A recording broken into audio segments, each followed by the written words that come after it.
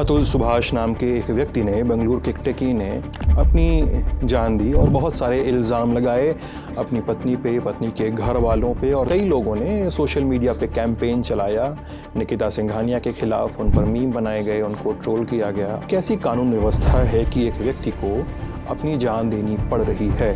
एक criminal case भी और एक केस भी बहुत बड़ा स्ट्रेस हो सकता है किसी के लिए, बट परसिस्ट करना ही सोल्यूशन है। और let's hope for that this case acts as a wake up call where we wake up and smell the coffee and re-look at our laws. एक वो वयोवृद्ध ससुर जिसकी हालत बहुत ज़्यादा ख़राब है, या एक वो व्यक्ति जो वहाँ पर रह ही नहीं रहा है और उस पर प्रताड़ित करने का, छेड़खानी का और इस तरह से ढेर सारे आरोप लगा दिए जाते हैं। इन मामलों में आगे क्या हो सकता है? बट एक बार आप उसको साबित जब कर देते हैं कि ये गलत केस है, तो रेमेडी है आपके पास लॉ में, जिसे कहते हैं मलिशियस प्रोसिक्यूशन। किसी ने झूठा मुकदमा अगर आपके पास डाला है तो आप उससे डैमेजेस भी क्लेम कर सकते हैं सिविल लॉ में, और क्रिमिनल मुकदमा भी डाल सकते हैं। नहीं मिलते, आप वकील से मिलते हैं, आप बाबू से नहीं मिलते, आप वकील से मिलते हैं। वकील आपको जज से मिलवाएगा, वकील आपको पेशकार से मिलवाएगा, सबसे मिलवाएगा, वो टाइप करने वाले से मिलवाएगा। कॉन्फ्लिक्ट ऑफ इंटरेस्ट ये है कि आपके इंटरेस्ट में है कि लिटिगेशन आप करें। आपके पास कोई आया है, अगर आप उसको समझा के काउंसलिंग करके वापस भेज देंगे तो फिर आपने क्या किया? देखा घोड़ा घास से दोस्ती करेगा तो खाएगा क्या? as simply as that। किसी शादी में संधि विच्छेद होता है अगर, तो एक पक्ष दूसरे पक्ष से एलिमनाई मांगने का हकदार है। वो कई बार एक पार्टी दूसरे पार्टी को एक्सटॉर्शन की तरह इस्तेमाल करती है एलिमनाई को। आप कोई भी कोर्ट में फाइल करते हैं चीज़ या कोर्ट में गवाही देते हैं तो आप शपथ लेते हैं पहले कि मैं जो कहूँगा सच कहूँगा। आपने देखा होगा मूवीज में। तो वो शपथ की वैल्यू क्या रह गई है हिंदुस्तान में इस समय, क्योंकि उनको पता है कि कल को ज़्यादा से ज़्यादा हम इस केस को हार जाएंगे। सीजीआई चंचूड़ के कार्यकाल को आप लोग कैसे याद रखेंगे, कैसे देखेंगे कि ये एक सीजीआई हुए अमंग द ऑल सीजीआई? मेरे हिसाब से ये बड़ा ही मिक्स्ड बैग है जो उनका कंट्रीब्यूशन रहा है कई जगह पर, बट हमें लगा कि he went far but he did not go far enough। अब इलेक्टोरल वाले बॉन्ड के इशू पे आपने एक व्यू लिया कि अनकॉन्स्टिट्यूशनल है, ये डेमोक्रेसी के अगेंस्ट है जी, बट आप रुक गए वहां पर। मेरे हिसाब से एज अ जज, as a lawyer, as a student of law, investigation का केस तो बनता था। Brought to you by iTIL।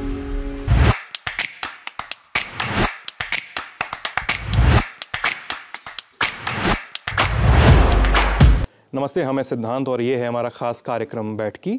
और आज इस एपिसोड में हम बात करेंगे वकील भरत चुग से। स्वागत है आपका ललन टॉप में। Thank you for having me. आज की बैठकी करने के पीछे और इसके साथ कई सारे सवाल हैं जो तैर रहे हैं। हम उन सवालों का एक ब्रीफ ओवरव्यू दे देते हैं अपने दर्शकों को।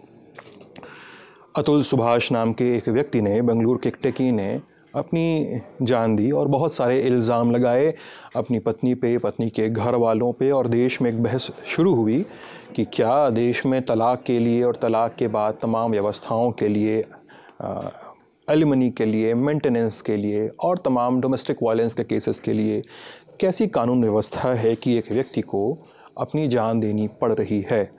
कई लोगों ने सोशल मीडिया पे कैंपेन चलाया निकिता सिंघानिया के खिलाफ, उन पर मीम बनाए गए, उनको ट्रोल किया गया, अतुल सुभाष को लेकर सॉलिडेरिटी की वॉइस सुनाई दी। एक बानगी ये सब लगता है जैसे न्याय की मांग हो, लेकिन ये सब एक किस्म की जल्दबाजी भी है कि जब अदालतों ने और कानूनी एजेंसियों ने अपना काम पूरा नहीं किया है अभी तक, सारा सब कुछ प्रक्रियारत है उन पर, इसलिए एक त्वरित न्याय की मांग को इसको के नज़रिए से इसको देखा जाना चाहिए। इस पूरी कार्रवाई में एक जज पर भी इल्ज़ाम लगे, जो जज हैं जौनपुर में फैमिली कोर्ट में पोस्टेड हैं, उन पर इल्ज़ाम लगे। फिर कई सारे ऐसे मुकदमे सामने आए, कई सारे लोगों ने सोशल मीडिया पर और हमें कई माध्यमों से बताया कि उनके साथ भी इस तरह के केसेस हुए हैं, उनके घर वालों के साथ, उनके बेटे के साथ या उनकी बेटी के साथ या ख़ुद उनके साथ। तो हम लोगों ने भरत चुग से एक बार ललन टॉप शो के एक एपिसोड में बात की, फिर उनको हमने रीच आउट किया कि वो आएँ और इस पूरे प्रकरण को थोड़ा ब्रेक डाउन करें हमारे लिए, चूँकि भरत चुग केवल और केवल इस डोमेन के वकील नहीं हैं, वो इंटरनेशनल लॉ के, प्राइवेसी लॉ के और साइबर क्राइम रिलेटेड मामलों के की भी वकालत करते रहते हैं। और वकालत से पहले वो दिल्ली के सबसे युवा जज भी रह चुके हैं। साल 2013 में 23 साल की उम्र में दिल्ली जुडिशल सर्विस का एग्ज़ाम क्लियर किया था। और अपने बैच के सबसे युवा जज बने, फिर 3.5 साल तक जज रहे और साल 2016 में जजशिप से इस्तीफ़ा दिया और प्रैक्टिस में आ गए और अभी फ़िलहाल चैम्बर्स ऑफ भरत चुग नाम से अपना एक चैम्बर चला रहे हैं जिसमें साथ में 10 साथी काम करते हैं। देश के जो IAS अधिकारी हैं, जब IAS अधिकारी बनने के लिए वो मसूरी के लबासना में ट्रेनिंग लेते हैं तो वहाँ पर भी लेक्चर देने जाते हैं। ट्रेनिंग कई सारे IPS अफसरों, जजों, वकीलों और कंपनी सेक्रेटरीज को भी कानून की ट्रेनिंग देते हैं। कैसे हैं भरत जी आप? बहुत बढ़िया, आप कैसे हैं? मैं अच्छा हूँ। ये बताइए, लोग पूछ रहे हैं मुझसे, मैं सारी बातों पे आऊँगा, लेकिन ये पूछ रहे हैं कि आप जज थे, आपने जजशिप क्यों छोड़ी और फिर अब आप आ गए हैं प्रैक्टिस में, और लोग पूछ रहे हैं किसी केस को देखने के नज़रिए में क्या फ़र्क पड़ा आपके? जी देखिए, जजशिप मैंने बहुत इन्जॉय की। पहली बात तो बहुत एक अच्छी अपॉर्चुनिटी है लाइफ में, किसी को न्याय दिलाने के प्रोसेस में आप पार्ट बन सकते हैं। एज अ यंग पर्सन बहुत कई बार हमारी कंप्लेन रहती है कि इतनी समाज में प्रॉब्लम्स हैं, इतने इश्यूज़ हैं, और एज अ यंग जज आप you can participate in getting everyone their due और you can be a part of the solution. So it was a beautiful opportunity और मुझे मौका मिला वहाँ पर 3.5 साल जस्टिस करने का। बहुत बड़ा ये ऑनर है और एक अकाउंटेबिलिटी भी इसके साथ आती है। बट कैसे मुकदमे आते थे आपके पास? देखिए, एज अ रोस्टर बना होगा आपकी अदालत का। हाँ जी, तो नॉर्मली क्रिमिनल लॉ के मुकदमे थोड़े ज़्यादा आते हैं इनिशियली। आप ट्रायल कोर्ट हैं तो आप अपील्स तो सुनते नहीं हैं, तो क्रिमिनल लॉ से रिलेटेड इश्यूज़, चेक बाउंस से रिलेटेड मैटर्स, नॉर्मल जो क्रिमिनल लॉ के इश्यूज़ होते हैं, एक्सीडेंट के केसेस, लड़ाई झगड़े के केसेस, तमाम cyber crime related issues, financial fraud related issues, इस तरह के मुकदमे आते हैं initially when you are a trial जज। तो this is what I've done for about 3.5 years. But then just to come back to your question, I'm sorry we lawyers digress a lot. But then I decided that once an advocate, always an advocate. Father साहब was also a lawyer. तो मैंने हमेशा अपने आप को एक lawyer की तरह पिक्चर किया है। और एज अ लॉयर भी मैंने रियलाइज़ किया कि जस्टिस करने की बड़ी अपॉर्चुनिटीज़ होती हैं। एक लॉयर और एक जज का अल्टीमेट ऑब्जेक्टिव तो यही है कि जस्टिस मिले हर किसी को। बट ये है कि तरीके थोड़े अलग अलग होते हैं। As a lawyer also I am an officer of the court. मैं कोर्ट को असिस्ट करता हूँ वो किसी केस में न्याय करने के लिए। तो मैंने ये रास्ता चुना अपने लिए क्योंकि जजशिप की जो लाइफ होती है उसके साथ बहुत ज़्यादा लिमिटेशंस भी आती हैं। एंड अल्टीमेटली मैंने ये रियलाइज़ किया कि बीइंग अ जज actually is a hermit's life. You have to work like a horse and live like a hermit. And I'm very social as a person. I like to travel. I like to write on issues. I like to contribute to public, policy. तो मैंने realise किया advocacy में मेरा canvas जो है वो थोड़ा ज़्यादा वाइडर है and I can contribute better that way. अच्छा, एक चीज़ बताइए, मैं एक लाइटर नोट पे कुछ सवाल पूछ सकता हूँ आपसे? मैं पूछ सकता हूँ ना? कुछ लोगों ने मुझसे बोला तो पूछिएगा कि जज थे तब ज़्यादा पैसा मिलता था कि वकील हैं तब ज़्यादा पैसा मिलता है? देखिए, जजशिप तो अगर आप, क्योंकि देखिए आप उस उम्र में जज बन गए थे 23 साल की उम्र में, जब 23 साल के लड़के बहुत सारे एक्सपेरिमेंट करते हैं, ठीक है, वो हॉस्टल में आग लगा देते हैं अपने 23 साल के लड़के, और आप उसमें बन गए थे जज जब आगजनी के मुकदमे आप देख रहे होंगे। जी। आप बताइए इस पर्सपेक्टिव से आप जो बिल्कुल। देखिए, अगर मैं इनफैक्ट बड़े यंग जजेस से बात करता हूँ, अगर मॉनेटरी एंगल से आप उसको देखते हैं तो जजशिप कहीं भी स्टैंड नहीं करती। आप नॉर्मली एज अ लॉयर एक अपीयरेंस में वो चार्ज कर सकते हैं जो आपकी 1 या 2 महीने की सैलरी होगी एज अ जज। तो अगर मॉनेटरी आपकी कंसिडरेशंस हैं तो इनफैक्ट जज बनना भी नहीं चाहिए आपको to begin with, because if you like a materialistic life या वो आपके एम्बिशंस हैं तो judgeship is not for you. Obviously lawyering and if you do big matters and high stake matters, so obviously financial opportunities are much bigger as a lawyer. So I think that answers the question. बढ़िया। Lexus Nexis की साल 2017 में एक किताब on the rise inspiring stories of young legal professionals of India में आप feature हुए थे। कैसा प्रोजेक्ट था ये? This was a compilation of people who've contributed to the law. So they thought that I was worthy of it. Because काफ़ी मौके मिले अपने जुडिशियल करियर में कुछ नया करने के, कुछ लॉ को पुश करने के, लॉ को डेवलप करने के। फॉर एग्जांपल एक इंसिडेंट जो मेरे जहन में आता है, जो मेरा फेवरेट है जहाँ पे मैं कुछ कंट्रीब्यूट कर पाया, और आज भी मैं कई बार सोचता हूँ तो मुझे लगता है कि I have done something at least with my life. तो बहुत ऐसे लॉज और बहुत ऐसे केसेस कई बार एक आते हैं जो जज को झंझोड़ के रख देते हैं कि आप क्या कर रहे हैं, लॉ क्या है, मोरालिटी क्या है, क्या आपका पर्पस है एज अ जज। तो just to give you an example, एक लॉ है हिंदुस्तान में, वो ये कहता है कि अगर आप चाय बेच रहे हैं इन अ रेलवे ट्रेन तो वो एक ऑफेंस है लॉ में, और अगर आप फॉर एग्जांपल भीख मांग रहे हैं किसी ट्रेन में तो वो एक ऑफेंस है, आप क्रिमिनल हैं लॉ की आंखों में। तो वो ऑफेंस आज भी एग्जिस्ट करता है। ये कॉलोनियल लॉज हैं जिनको कभी रीलुक किया नहीं गया। तो इस तरह के मुकदमे मेरे पास आने लगे जब मैं एक 23-year-old जज था। तो मैंने सबसे पहले अपने आप से पूछा कि इसने क्या ऑफेंस किया अल्टीमेटली।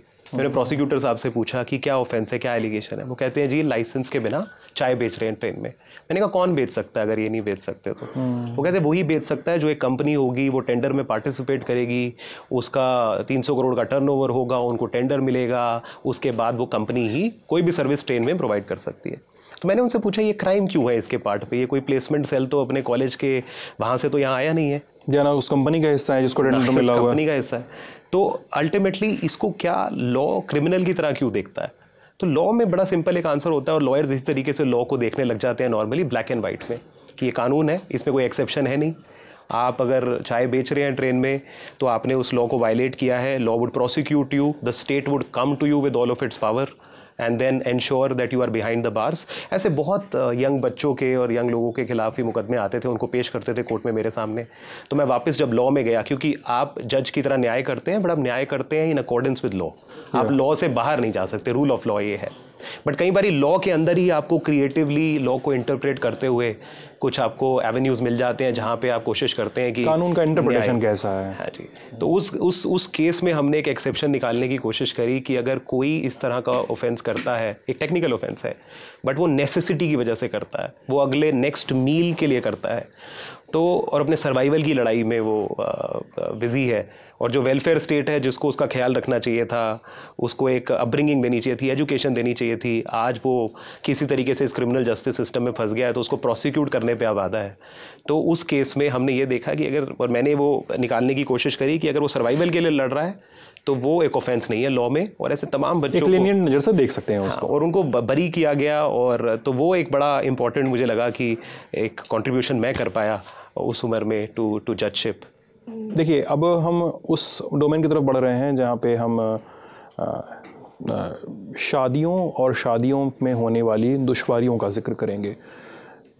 हमको सबको पता है, इस वीडियो को देखने वाले को ही पता होगा कि हम तलाक, एलिमनी, मेंटेनेंस और इन सारे इल्ज़ामों को समझेंगे, लेकिन चूँकि अब क्रिमिनल कोर्ट में थे तो क्या डोमेस्टिक वायलेंस के केसेस जो होते हैं, घरेलू हिंसा के केसेस, वो क्या वो फैमिली कोर्ट में ही लड़े जाते हैं या उनका एक पर्कुलेशन होता है क्रिमिनल कोर्ट्स, ट्रायल कोर्ट्स में भी? ये एक आम समझ के लिए मैं पूछ रहा हूँ आपसे, प्लीज़ बताइए। देखिए, इसमें अलग अलग तरह के केसेस नॉर्मली इन केसेस में फाइल किए जाते हैं। फॉर एग्जांपल एक 498 406 की एक सेक्शन है जी, जहाँ पर एक वाइफ जो है वो ये कहती है कि मेरे साथ क्रूअल्टी हुई है डाउरी के लिए या किसी और वजह के लिए, और वो उसको फिर इम्प्लीकेट करते हैं अपने हस्बैंड को और उनके घर वालों को उस मुकदमे में। तो वो जो मुकदमे नॉर्मली होते हैं वो ट्रायल कोर्ट्स में ही जाते हैं, मैजिस्ट्रेट्स के पास ही जाते हैं। डोमेस्टिक वायलेंस भी एक सेक्शन है, एक लॉ है, जहाँ पर एक महिला जाके प्रोटेक्शन ऑर्डर ले सकती है, रिस्ट्रेनिंग ऑर्डर ले सकती है, मेंटेनेंस ले सकती है अगर कोई डोमेस्टिक वायलेंस की सिचुएशन है, तो वो भी ट्रायल कोर्ट्स में जाते हैं। बट कुछ मुकदमे ऐसे भी हैं जो डायरेक्टली फैमिली कोर्ट में जाते हैं, जहाँ पे डिस्ट्रिक्ट जज लेवल के ऑफिसर बैठते हैं, वो उनको देखते हैं। फॉर एग्जांपल मेंटेनेंस से रिलेटेड कोई इशू है या डिवोर्स का अगर केस है तो वो डायरेक्टली फैमिली कोर्ट के पास भी जाता है। और यही बहुत बड़ी एक प्रॉब्लम भी है लॉ में कि एक ही मैरिज को लेके, एक ही इशू को लेके, एक ही इंसिडेंट को लेके मल्टीपल कोर्ट्स के पास जुरिस्डिक्शन है, मल्टीपल कोर्ट्स उसको एग्जामिन करते हैं, जिसकी वजह से तमाम प्रॉब्लम्स अराइज होती हैं। फॉर एग्जांपल जैसे बताइए, अलग अलग कोर्ट्स जो हैं वो अलग अलग डिसीजन पे पहुंच जाते हैं कई बार on the same set of facts. एक ही केस पे अलग अलग तरीके से, मतलब केस तो एक नहीं है, केस तो अलग सारे होंगे, लेकिन सब्जेक्ट्स आपके दो ही हैं, पक्ष दो ही हैं, उन दो पक्षों के बीच में केस लड़ा जा रहा है और अलग अलग तरीके के केस लड़े जा रहे हैं, अलग अलग तरह के केस लड़े जा रहे हैं। तो एक नीड ये भी लॉ में, अब इसको उदाहरण के साथ समझाइए सर इसको थोड़ा सा। तो इसके अंदर फॉर एग्जांपल मेंटेनेंस की बात मैं करता हूँ कि अगर कोई स्पाउस है, नॉर्मली वाइफ होती है उस सिचुएशन में जहाँ पर वो मेंटेनेंस मांगती है अपने हस्बैंड से कि मेरे पास एडिक्वेट रिसोर्सेज नहीं है अपने आप को मेंटेन करने के लिए, तो वो 4 से 5 लॉज में उस एप्लीकेशन को लगा सकती है। अच्छा, एक protection of women from domestic violence act है, उसके अंदर भी एप्लीकेशन लग सकती है। कोड ऑफ क्रिमिनल प्रोसीजर है, वहाँ पर भी वो एक एप्लीकेशन लगा सकती है जो कि ट्रायल कोर्ट के सामने नॉर्मली जाती है। एक Hindu marriage act, special marriage act है, वहाँ पर भी मेंटेनेंस की एप्लीकेशन लग सकती है जो कि फैमिली कोर्ट में जाती है, जो कि डिस्ट्रिक्ट जज लेवल के ऑफिसर होते हैं। तो एक ही चीज़ को लेकर आप, इशू तो वही है कि उनको मेंटेनेंस मिलना चाहिए कि नहीं, क्या नेगलेक्ट हुआ है किसी स्पाउस का, क्या दूसरी पार्टी के पास इतने मीन्स हैं कि वो उसको मेंटेन कर सकें और क्या उन्होंने नेगलेक्ट किया है। एक ही इशू को लेके ये 3-4 कोर्ट्स 3-4 केसेस में इंडिपेंडेंटली डिसाइड करती हैं, which adds to multiplicity of laws and it absolutely makes no common sense और लॉजिक कि इस एक मुद्दे को ही लेके इतनी मल्टीप्लिसिटी ऑफ रेमेडीज हो और वो फाइनली इतने ज़्यादा पेंडेंसी, 4.5 करोड़ केसेस हिंदुस्तान की कोर्ट्स में पेंडिंग है। एंड जब इतना सिस्टम क्रम्बल कर रहा है उस प्रेशर के अंडर और आप इस तरह के मल्टीपल प्रोसीडिंग्स करते हैं और वो multiple proceedings add to stress, add to legal cost, adds to burden on the system. So उसका कोई जस्टिफिकेशन मुझे लॉ में दिखता नहीं है। तो मान लीजिए किसी एक व्यक्ति को, कोई व्यक्ति है उसका नाम है ए, उसकी शादी बी नाम के व्यक्ति से हुई है, तो ए और बी को तलाक लेना है। yes. तो और उनके बीच में एपिसोड्स हैं। एक तो म्यूचुअल तलाक हो गया, उनके आपसी सहमति से दोनों उन्होंने तय किया, उन्होंने एक पिटीशन फाइल कर दी, लेकिन यहाँ पर कंटेस्ट की बात हो रही है। तो दोनों के बीच में नहीं बनी है, दोनों के बीच में हिंसा हुई है, तमाम तरह के आरोप प्रत्यारोप हुए हैं और दोनों एक दूसरे से अलग होना चाहते हैं, या एक व्यक्ति एक से अलग होना चाहता है, एक अलग नहीं होना चाहता है, ठीक है, लेकिन वो तमाम किस्म के आरोप एक दूसरे पर लगा रहे हैं। मैं उसमें नहीं जा रहा हूँ बहस में कि कौन सा आरोप सच्चा है, कौन सा आरोप झूठा है।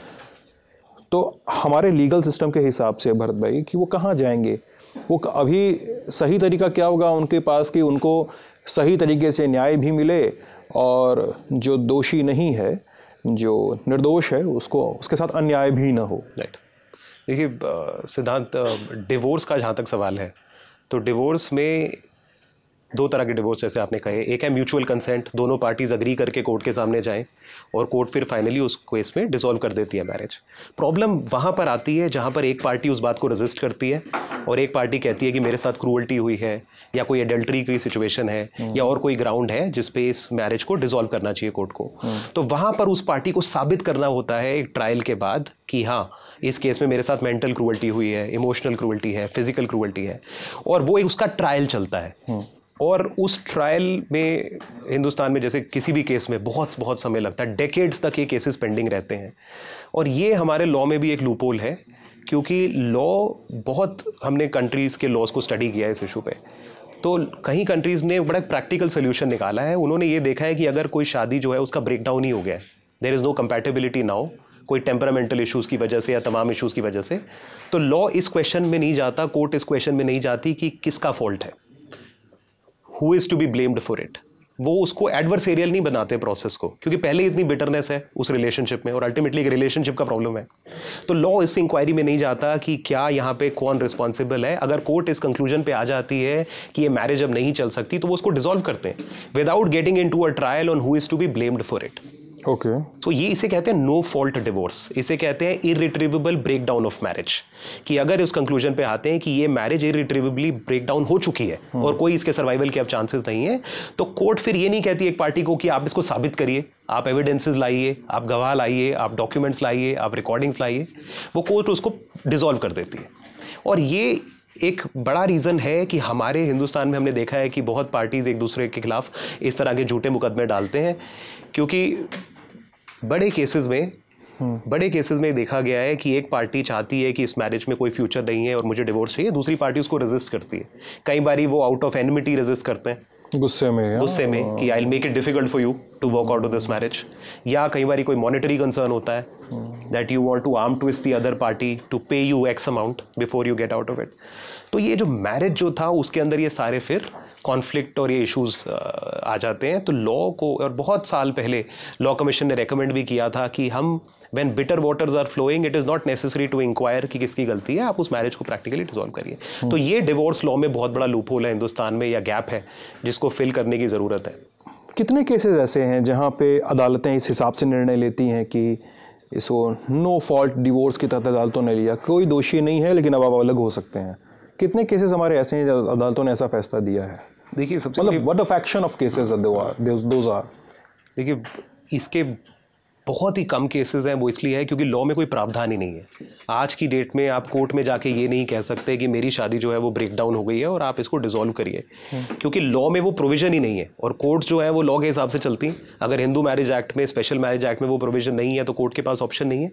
एक लिमिटेड सा एक्सेप्शन इसका है जहां पर सुप्रीम कोर्ट एक्सट्रीम केसेस में खुद उस केस को टेक ओवर करके डिवोर्स ग्रांट कर सकती है नो फॉल्ट के बेसिस पे। बट वो कितने लोग हैं जो डायरेक्टली सुप्रीम कोर्ट तक अपने केस को ले जाने की क्षमता रखते हैं या उनके पास वो एक्सेस है या रिसोर्सेज हैं? तो नॉर्मली फैमिली कोर्ट के पास तो ये विकल्प है ही नहीं। उसको तो आइदर म्यूचुअल कंसेंट से डिवोर्स ग्रांट करना है जहाँ दोनों पार्टीज अग्री कर रही हैं डिवोर्स पे, या उसको कहना है कि आप इसको साबित करिए और साबित हो जाएगा तब हम आपको डिवोर्स देंगे। तो ये तो लॉ में गैप है। तो लॉ के गैप को कभी एड्रेस नहीं किया गया जुडिशरी ने या जस्टिस सिस्टम ने कभी एड्रेस नहीं किया इस गैप को? कभी कोई इस तरह का ड्राफ्ट भेजना लॉ मिनिस्ट्री को या इस तरह की कभी अनुशंसाएं करना कि यार इस गैप को ठीक किया जा सके, इस प्रॉब्लम को ठीक किया जा सके?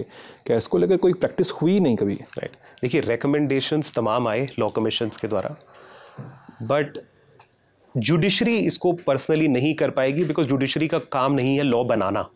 अगर कोई लॉ में गैप है तो जुडिशरी लॉ बनाती नहीं है, वो लॉ को अप्लाई करती है और इंटरप्रेट करती है। वो तो मंत्रालय का काम है। तो लॉ मेकर्स का काम है। और लॉ मेकर्स ने उस कानून को क्यों नहीं बनाया इतने समय से, उसके भी तमाम रीजंस हो सकते हैं। फॉर एग्जांपल एक कल्चरल रीजन है, हिंदुस्तान में मैरिज को हमेशा से एज अ सेक्रेमेंट देखा गया है। एक बॉन्ड है, एक सेक्रेट बॉन्ड है, एक रिचुअल है। तो इसको कॉन्ट्रैक्ट की नजर से नहीं देखा जाता, जैसे वेस्टर्न कंट्रीज में उसको कॉन्ट्रैक्ट की तरह देखा जाता है कि दो लोग हैं साथ नहीं रहना चाहते, कॉन्ट्रैक्ट नहीं करना चाहते, they can part their ways. But Hindustan में क्योंकि वो एक उसका रिलीजियस कॉनोटेशन है, कल्चरल कॉनोटेशन है, एक सोसाइटल बॉन्ड्स हमारे थोड़े डिफरेंट हैं, तो वो चीज़ जितनी भी इम्प्रैक्टिकल हो बट अल्टीमेटली वो हमारी लॉ की रियलिटी में भी रिफ्लेक्ट करती है। और कोई लॉ मेकर नहीं चाहता कि हम ऐसे दिखें, और ये परसेप्शन और ऑप्टिक्स का इशू है कि nobody wants to be seen as breaking down the sanctity of marriage. तो इसीलिए लॉ में कोई अमेंडमेंट इस पे नहीं आया है। यानी क्या ऐसा है क्या कि हम जिस सांस्कृतिक किस्म के बंधनों की बात कर रहे हैं कि यार तुम्हारा तलाक हो जाएगा तो हम मोहल्ले में कैसे मुंह दिखाएंगे टाइप की बातें हैं, या कितने लोगों को जवाब देते फिरेंगे, क्या जवाब देंगे टाइप की बातें होती हैं, या एक शादी 7 जन्मों का बंधन है टाइप के मुहावरे होते हैं, तो क्या ये भी वजह है कि हमारे देश की अदालतों ने ऐसा रुख अपनाया हुआ है कि मैरिज अगर टूट रही है तो लोगों को उससे मुक्त करने के बजाय उससे जोड़े रखने के ज़्यादा प्रयास करते हैं अदालतें? ऐसा है? देखिए अदालतें, जैसे मैंने कहा, थोड़े से वो भी लिमिटेड हैं कि वो क्या कर सकते हैं। जो भी कानून है, कानून जो है उसमें अगर कानून ही वो ग्राउंड नहीं प्रोवाइड करता तो courts can not rewrite the law. Courts को तो उस लॉ के हिसाब से ही किसी भी केस को देखना है। तो लॉ में अगर कोई ऑप्शन ही नहीं है, और अगर सुप्रीम कोर्ट ने सिर्फ वो ऑप्शन अपने तक ही रखा है, आर्टिकल 142 एक कॉन्स्टिट्यूशन में आर्टिकल है जो ये कहता है कि लॉ चाहे कुछ भी कहे, सुप्रीम कोर्ट के पास पावर है किसी केस में कंप्लीट जस्टिस, कंप्लीट न्याय करने के लिए वो कोई भी ऑर्डर पास कर सकते हैं। बट ये पावर सिर्फ सुप्रीम कोर्ट के पास है। तो नॉर्मल फैमिली कोर्ट चाहते हुए भी वो प्रैक्टिकल व्यू लेना चाहते हैं बट वो नहीं ले पाते बिकॉज लॉ में वो ऑप्शन नहीं। सुप्रीम कोर्ट में जाएंगे तो आपको वकीलों को और उस तमाम लंबित केसों की सूची से गुजरना पड़ेगा, और डायरेक्ट सुप्रीम कोर्ट आप जा भी नहीं सकते। हाँ। क्योंकि आपको फिर वो सारे रिंग्स के थ्रू आना पड़ेगा। आप पहले पूरा फैमिली कोर्ट में जाएंगे, एप्लीकेशन लगाएंगे, वो एप्लीकेशन वहां डिसमिस होगी, हाई कोर्ट जाएंगे, हाई कोर्ट भी जब आपको ना बोल देगी बिकॉज उसके पास भी ऑप्शन नहीं है, तब आप फाइनली सुप्रीम कोर्ट तक पहुंचेंगे उसमें। अच्छा, एक चीज़ बताइए, जैसे आपने भी जिक्र किया कि विदेशों में अधिकतर शादियाँ कॉन्ट्रैक्ट की तरह देखी जाती हैं। कुछ देशों का अगर आप हमारे दर्शकों के लिए जिक्र कर सकें कि इन देशों के तलाक के, सेपरेशन के और मुआवजे के नियम ऐसे हैं जिनको इंडिया में फॉलो किया जा सकता है। अब मुझे लगता है कि रिफॉर्म की बात होनी चाहिए, रिफॉर्म हो चाहे ना हो वो एक अलग कहानी है, रिफॉर्म की बात होनी चाहिए because people are losing their life. Yes, ठीक है। तो क्या है ऐसे मॉडल जिनको हम नज़ीर की तरह रख सकते हैं कमीशंस के सामने, मिनिस्ट्रीज़ के सामने कि साहब देखिए ये है कंडीशन, अगर आप ये कर देते हैं या ऐसा कुछ बना देते हैं तो एक अतुल सुभाष बनने से बच जाएगा? देखिए यूके के लॉज बड़े प्रोग्रेसिव हैं। अच्छा, यूएस थोड़ा बताइएगा थोड़ा सा कि कैसे प्रोग्रेसिव है ना। वहाँ पर आप नो फॉल्ट डिवोर्स नाम की एक चीज़ है और वो बड़ा सिंप्लीफाइड प्रोसेस है। आप कोर्ट में एक एप्लीकेशन लगा सकते हैं, और नॉर्मली वो बड़ी इलेबोरेट कोई एप्लीकेशन नहीं होती जिसके लिए आपको किसी लॉयर को ब्रीफ करना पड़े, अच्छा, और ड्राफ्टिंग हो उसमें और बहुत कॉम्प्लिकेटेड लीगल प्रोसीजर्स हो। वो एक प्रोफॉर्मा बेस्ड उन्होंने सिस्टम बना रखा है, और वो सिंपल प्रोफॉर्माज होते हैं कि हमारी शादी इस समय हुई, ये ब्रीफ रीजंस हैं कि हम क्यों नहीं साथ रह पा रहे, without getting into allegations and counter allegations. और वो प्रोफॉर्मा बेस्ड फाइलिंग होती है, फिर वो एक फैमिली कोर्ट के सामने आती है जो बड़ा प्रैक्टिकल व्यू लेती है, दूसरी पार्टी को बुलाती है, एक दो बार वो कोशिश करते हैं कि आप रेकनसाइल कर सकते हैं कि नहीं, या कोई एमिकेबली फिर से साथ रहना शुरू कर दें, कोई काउंसलिंग की ज़रूरत है कि नहीं, और एक बार वो उस कंक्लूजन पे आ जाते हैं कि आप नहीं साथ रह सकते, तो वो उस डिक्री को एब्सोल्यूट करते हैं। ऑब्वियसली वो सारी चीज़ें अपने जहन में रखते हैं कि बच्चों की कस्टडी से रिलेटेड क्या ऑर्डर्स पास होने चाहिए, किसके पास कस्टडी होनी चाहिए, दूसरे पेरेंट को विजिटेशन राइट मिलना चाहिए, मेंटेनेंस से रिलेटेड इश्यूज होते हैं, कई बार स्पाउसेस की जॉइंट प्रॉपर्टीज़ होती हैं तो उससे रिलेटेड वो ऑर्डर्स पास करते हैं, बट अल्टीमेटली वो कंपेल नहीं करते पार्टीज़ को कि आप साथ ही रहिए और लड़ते ही रहिए, जिससे आपने जैसे बताया एक्सट्रीम स्टेप कई बार लोग लेने पे ये यूके का लॉ है, यूएस में सिमिलर लॉज हैं, ऑस्ट्रेलिया में सिमिलर लॉज हैं। तो नो फॉल्ट डिवोर्स जो है has been accepted almost the world over. Only जो थोड़े से कंजर्वेटिव लीगल सिस्टम्स हैं जो आज भी रिलीजियस लाइंस पे थोड़ा ज़्यादा चलते हैं। इस लाइन पे सबसे घटिया लीगल सिस्टम कहाँ का है? रिलीजियस लाइंस पे चलने वाला एकदम रूढ़िवादी। देखिए मैंने तमाम दुनिया के सिस्टम्स तो स्टडी नहीं किए हैं, बट हिंदुस्तान का जो सिस्टम है वो बहुत ही कंजर्वेटिव है, और प्रोसेस जो है वो उसको और डिफिकल्ट बना देता है। You know the process itself becomes the punishment in India. Bharat ji, मैं अगला सवाल जो पूछने जा रहा हूँ, हो सकता है आपको ऑफेंसिव भी लगे, चूँकि ये आप पर सीधे नहीं है लेकिन आपके प्रोफेशन से जुड़ा हुआ है। देखिए, जब दो पार्टियां अदालत में कोई केस लड़ने पहुंचती हैं तो सीधे जज के सामने खड़ी नहीं हो जाती हैं, या रजिस्ट्री ऑफिस में सीधे रजिस्ट्रार का गर्दन नहीं पकड़ लेती हैं, वो पकड़ती हैं एक वकील को, और वकील से बोलती हैं कि यार मुद्दा ऐसा है, आपको केस लड़ना है। वकील बोलता है कि ठीक है सर, ये फीस है, ये दीजिए, वो दीजिए, तमाम चीज़ें, और हम केस लड़ेंगे। और फिर मैंने कई लोगों से बातचीत की, इवन हम लोग बीते दिनों ललन टॉप शो का एक एपिसोड भी इस पे हम लोग जब क्यूरेट कर रहे थे तो भी हम लोगों ने कुछ लोगों से बातचीत की, तो सबने कहा कि लीगल सिस्टम की तैयारी में कई सारे स्टेक होल्डर्स हैं, लेकिन उसमें जो सबसे अधिक जवाब तय किया जाना चाहिए वो वकीलों के जवाब तय किए जाने चाहिए, उनकी जवाबदेही तय की जानी चाहिए।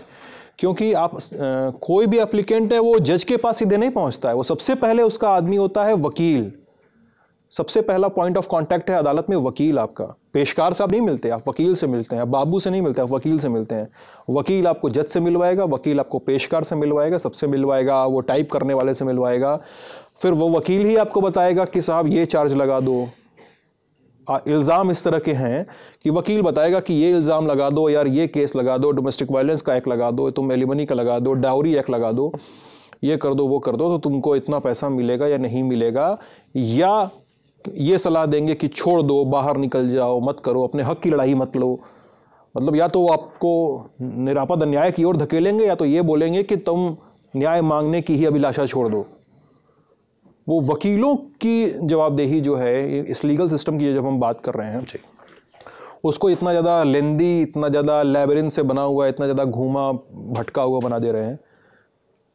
क्या वकीलों में एक बड़े हिस्से में, क्योंकि ज़िला अदालतें बहुत ज़्यादा हैं देश में, वकीलों के एक हिस्से में अभी भी इस बात का, इस ज्ञान का अभाव है कि उनको अभी अपना रवैया अदालतों में ख़ासकर एप्लीकेंट्स को लेके थोड़ा सा और ज़्यादा ऐसा करना पड़ेगा कि चीज़ें आसानी से हो सकें।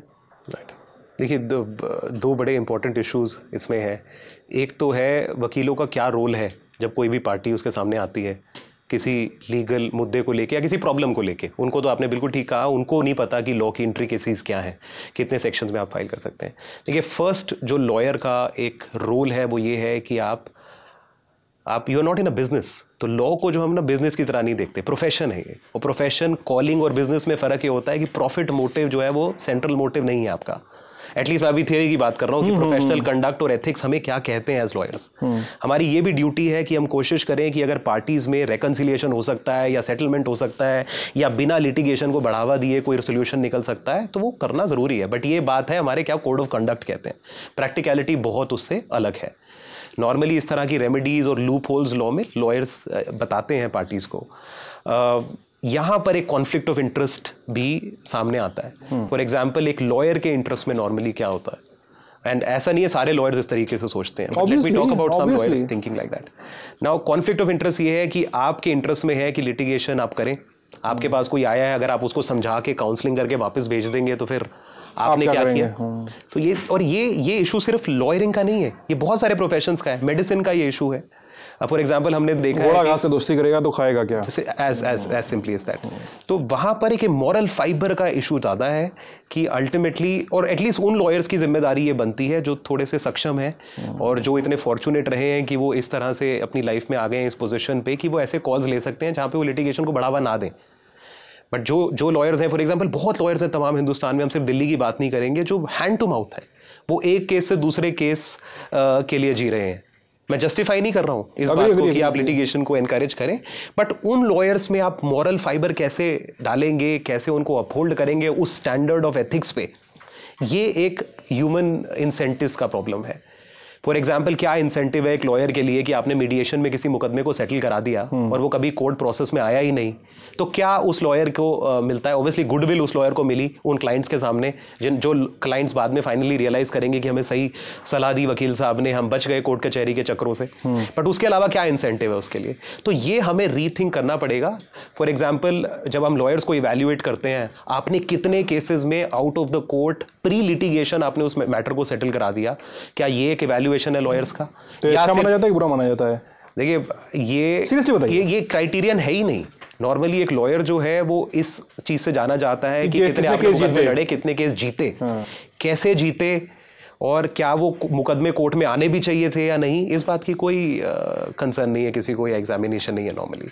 तो ये इशू मॉरल फाइबर का है, ये इशू अकाउंटेबिलिटी का है एज अ प्रोफेशनल, और अपने प्रोफेशन को ठीक लाइट में देखने का है। हमारा जो वकील इंसान नॉर्मली क्यों बनता है, मतलब एटलीस्ट लॉ स्कूल में हम उस आइडियलिज्म में होते हैं कि हम उसकी आवाज़ बनेंगे जिसके पास आवाज़ नहीं है, राइट, उसको न्याय दिलाएंगे।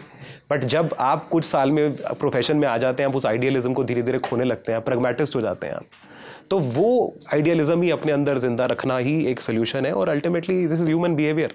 हाँ, क्योंकि कुछ वकील तो ऐसे भी हैं ना जो आपको बताते हैं कि अगर आपको न्याय नहीं मिल रहा है तो वो बताते हैं कि यार ये लूप होल है इस कानून का, ये लूप होल है, you can use this to be on the path of justice. कुछ वकील ऐसे भी हैं देश में।